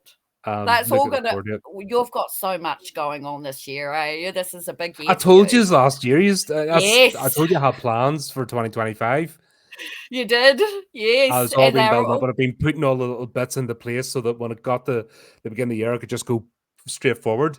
That's what I was Yeah, agonizing over 2024, getting it all ready so yeah, I could do this. and it happened, and you've done And it. I'm glad that the podcast hasn't suffered. I was worried that I was going to have to put the podcast to No, the side, thank God you didn't. No, but because it's been able you've to fit in. yes, you've got us all in a routine now. So you've got yourself into a routine, I suppose. You know who's streaming with you on what days, Yep. every 2 weeks or whatever. So you've got that going. You've also got your own reviews that you do by yourself. And those are really good too. That's good that you do that. And And once then again, I you've can got dip in and out of those. I don't have to. So I can, exactly. if I feel like it and something's coming out, yeah, boom, I'll do them. But it's not a Yep. requirement. Oh, and you also do entertainment news as well, which is really, really good because got to find out about Wolf Creek 3 coming up and if it's going to be back. I'm really confused. Mm. I'm really confused. So I've been told all these things are coming out. I Am Legend 2, Constantine 2. I've been talking about Constantine 2 for about 20 years. That's I what don't I'm think it saying. is. That's what I'm saying. Where do you go for proper resources to find out what is actually getting made and when they're getting made? Do you know where to go? It's not the Right. International Movie Database, No, obviously. that's a load of crap. Yeah. Doesn't even serve its purpose anymore. No, that's the thing. That's why I haven't been doing as many news articles. There's that much fluff and crap. Yes. And like Resident Evil 9, they're still talk. They haven't actually dropped any proper details, but Right. there's been loads and loads of stories about rumors. And I've got to the point now I'm not even reading them out because it's all clickbait. Okay. Just to Yeah. try and now I could because some of Resident Evil stuff's like top Yep. top content. Yep. But I God, what was going? Yeah, I'm not about drama farm. I'm not about clickbait stuff. No, you're not. I Definitely don't. not. No. So a lot of news articles, a lot of the access media is dying on its arse Yes. because guess what? They decided to attack the fans. That'll be me, right? That'll be. I don't understand. That's like the right. If you've bought Horrific Tales volumes 1 or 2, you're a twat and I hate your guts and I hope you die. Fuck, blah blah blah. That's why would I do that? No. Madness. I've never met you. I don't know who you are, but thank you for buying the books. I really appreciate your support. And if you watch the podcast and you get something from it, thank you very much. I'm not going to say, "Go, you're a fucking dick." Like, what the hell? Oh, I just don't know What is wrong with you why. when you do that? But these idiots, they've got it now. The money's run out. Now they're not getting out because everyone's pissed off. And yeah, all these websites are down. So the ones I'm going to, in a way, I always look, but most of them is just the same crap or not actually reporting anything. And I'm sick and tired of clicking on the news article, go to read it, and it's not nothing. even. It's No, not even an art. It's just a nothing freaking it's clickbait not shit. giving. And like, Yep. so once again, that's a segment has went to the back burner because I'm not getting the Yeah. quality news. Well, that's right. Now, if it changes, I'll start Yep. doing them again. But Yeah, it just exactly. means that I can drop it, right? There's not Yeah, much and it shite coming out frees of the you up. woods. Yeah. Yeah, So I'm not exactly. going to bust myself. Oh, I must get a news article out today because blah, blah, blah. No, if it's not worth No. talking about, I'm not going to waste my time. Yeah, exactly. So there Yeah. you go. There's over the weekend there. I'll get load of recordings for narrated fiction. Got that up, got it all scheduled. One of the comic books that's sitting ready to go. I just needed to record it, so I did that. Got merchandise created. There's better use of my time than sitting, I must be in the zeitgeist. I must be in the in crowd. Yeah. You know what I mean? You just end up No. going on the treadmill. You might as well get a job. Yeah. Because if you're a slave to modern, modern pop culture or being cool, then you may as well just get a flipping job anyway, because you're just meeting Yeah, targets and going for that shit. You gotta do this because you enjoy doing it. The minute you lose that fire, you may as well stop, because yeah, yep. It turns you've into a seen people chore. crash and burn and they disappear, and that's why, because Yes. they're more worried about being popular or hip or cool, or ticking the right boxes, or hitting the algorithm. Like, I stopped looking at the algorithm a while ago because I just gave up with it. So Yeah. I just trundle along, Yeah. and Yeah. Which is what I do. I don't. as long as I I'm haven't making even looked. content that I enjoy doing. Yeah. Exactly. That's right. And people love watching your show as well. So that's it. That's a bonus you've got going I on love there as seeing people well. coming into the chat now. Yeah. I must say, I Yeah. really do love, even if it's just to say hello. I love to see people come in the chat, and it's even better if a conversation happens. Now, what I want to see is people actually watch the movie that we're reviewing before coming on, and then join in the Yes. conversation. That's why I put them out ahead of Yes. time, and people haven't twigged onto that. Yeah. Yeah. No. You know what Mind I'm you, saying? I'd love people to some things I actually. can't find. Some things you realistically can't find. So even. Well, that's the. I don't agree with the geolocation blocking, of movies. That's Oh, I stupid. can't And today believe it's that. not. I know in the old days it was to stop pirated VHS and DVDs. I know why it was set in place, but today it's It's not it's needed. ancient. It's like flipping ashtrays and airplanes. Right. Yeah. And redundant. Airplanes are still required to put ashtrays in, even though Even smoking's though it's banned, not. because they never changed that stupid bit of law. It's so crazy. Yeah. They need to adapt to the times. I mean, seriously. It's Just, fucking but too many ridiculous. people have, what I mean? They go along with the flow. Their heads up their arse. They're civil servant mentality. I'm just going to grift along and do the bare minimum and not make an Yeah. impact, or make things better by being there. Yeah. And Yeah. that's why that's why there's so much depression. That's why there's so much angst, because people want to be mollycoddled. They don't want to feel any discomfort. No, they don't. No, some people can't handle stress at all, and It's it's not like even stress is stress. It's it discomfort. keeps Just you alive. Put yourself out, get out of your comfort zone. Go and do something random, and go on a podcast and go and talk to somebody about your box and stuff like that. Get out, get out, get off your seat and go out there and see the world. 2026, I want to go to horror conventions. Yeah, With the I do HORRORific too. Podcast and HORRORific Yes, Publishing. that's I a have never done this fantastic idea. before. I have never done this before. I don't know, what I mean, even now, because I can't think now about the logistics of it. I need to wait Yep. until get this year Till done. then, But yep. next year, that's what I want to do, is take everything that we've built this year and take it on the road. I want to go That's places and actually amazing. meet people. And yeah, if it means I'm standing in a hall Oh, and nobody comes near my table, so be it. At least I've done it. At least and you're there and you're I'm doing there. it.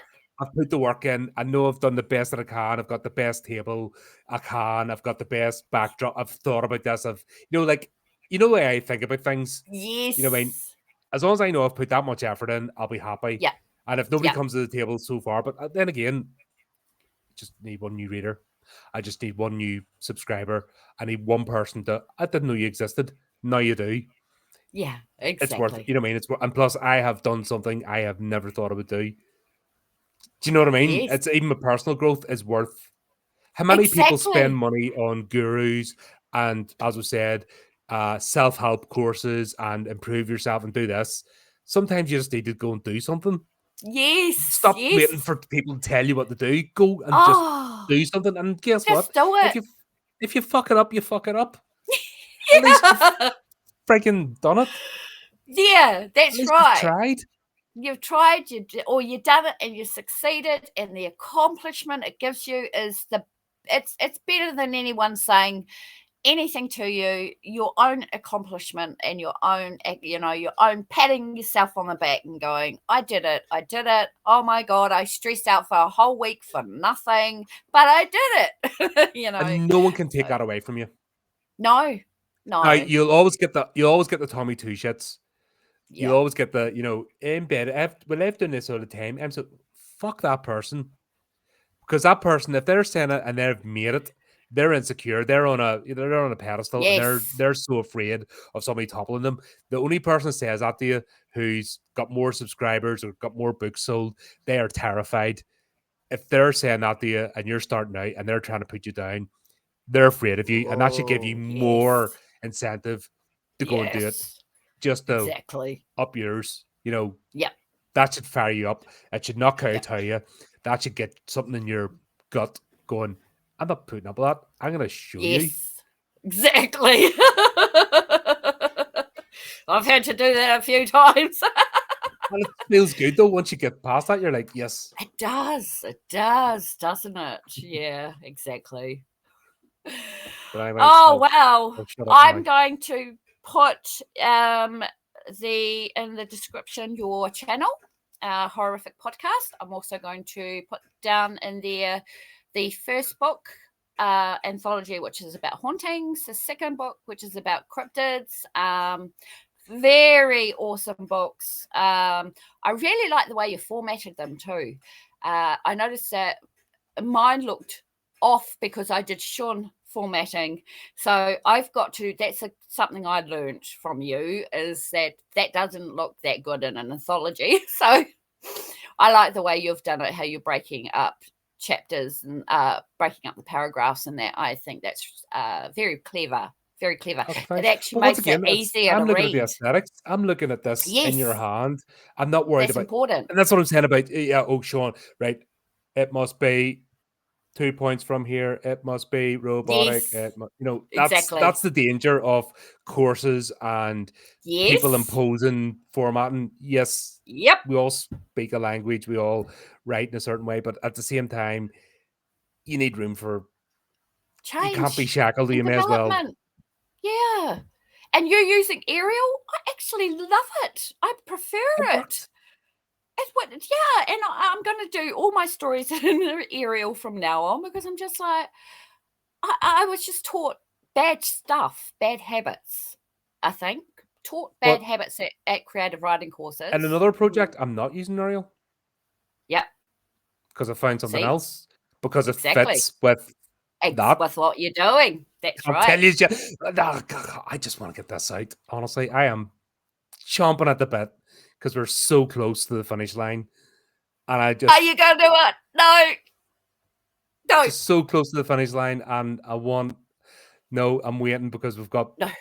things are in place, and I'll show you something once we stop recording. Yeah, that'll be awesome. Oh my God, can't wait.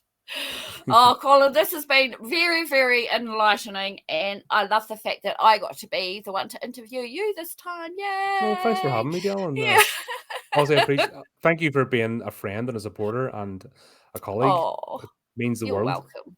Thank you for trusting in me as well, and taking this strange little Kiwi chick on board that came out of nowhere. It's not the world. That's not the fun of the world. The random encounters that you don't know where friendships lead and where collaborations and everything else. Yeah, That's it is. the excitement of life. It is. It is. It's very. It's humbling. It's humbling. Very, very much so. So, but I'll put all the descriptions in the description box for you guys. And other than that, it's probably getting really late over where you are, so we better let you go. So thank you, Colin, for being on board. Thanks for having me, And Dale. yeah, you're welcome, and we'll have you on another time in the future. Yep, So and yeah. I'll see you soon for Perfect Creature.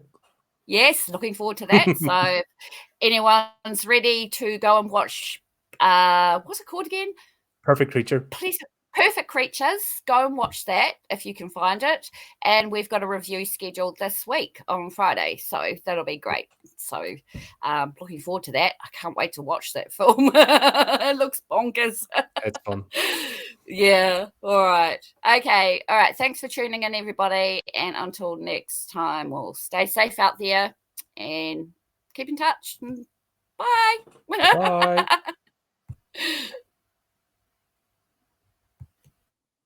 Stop recording.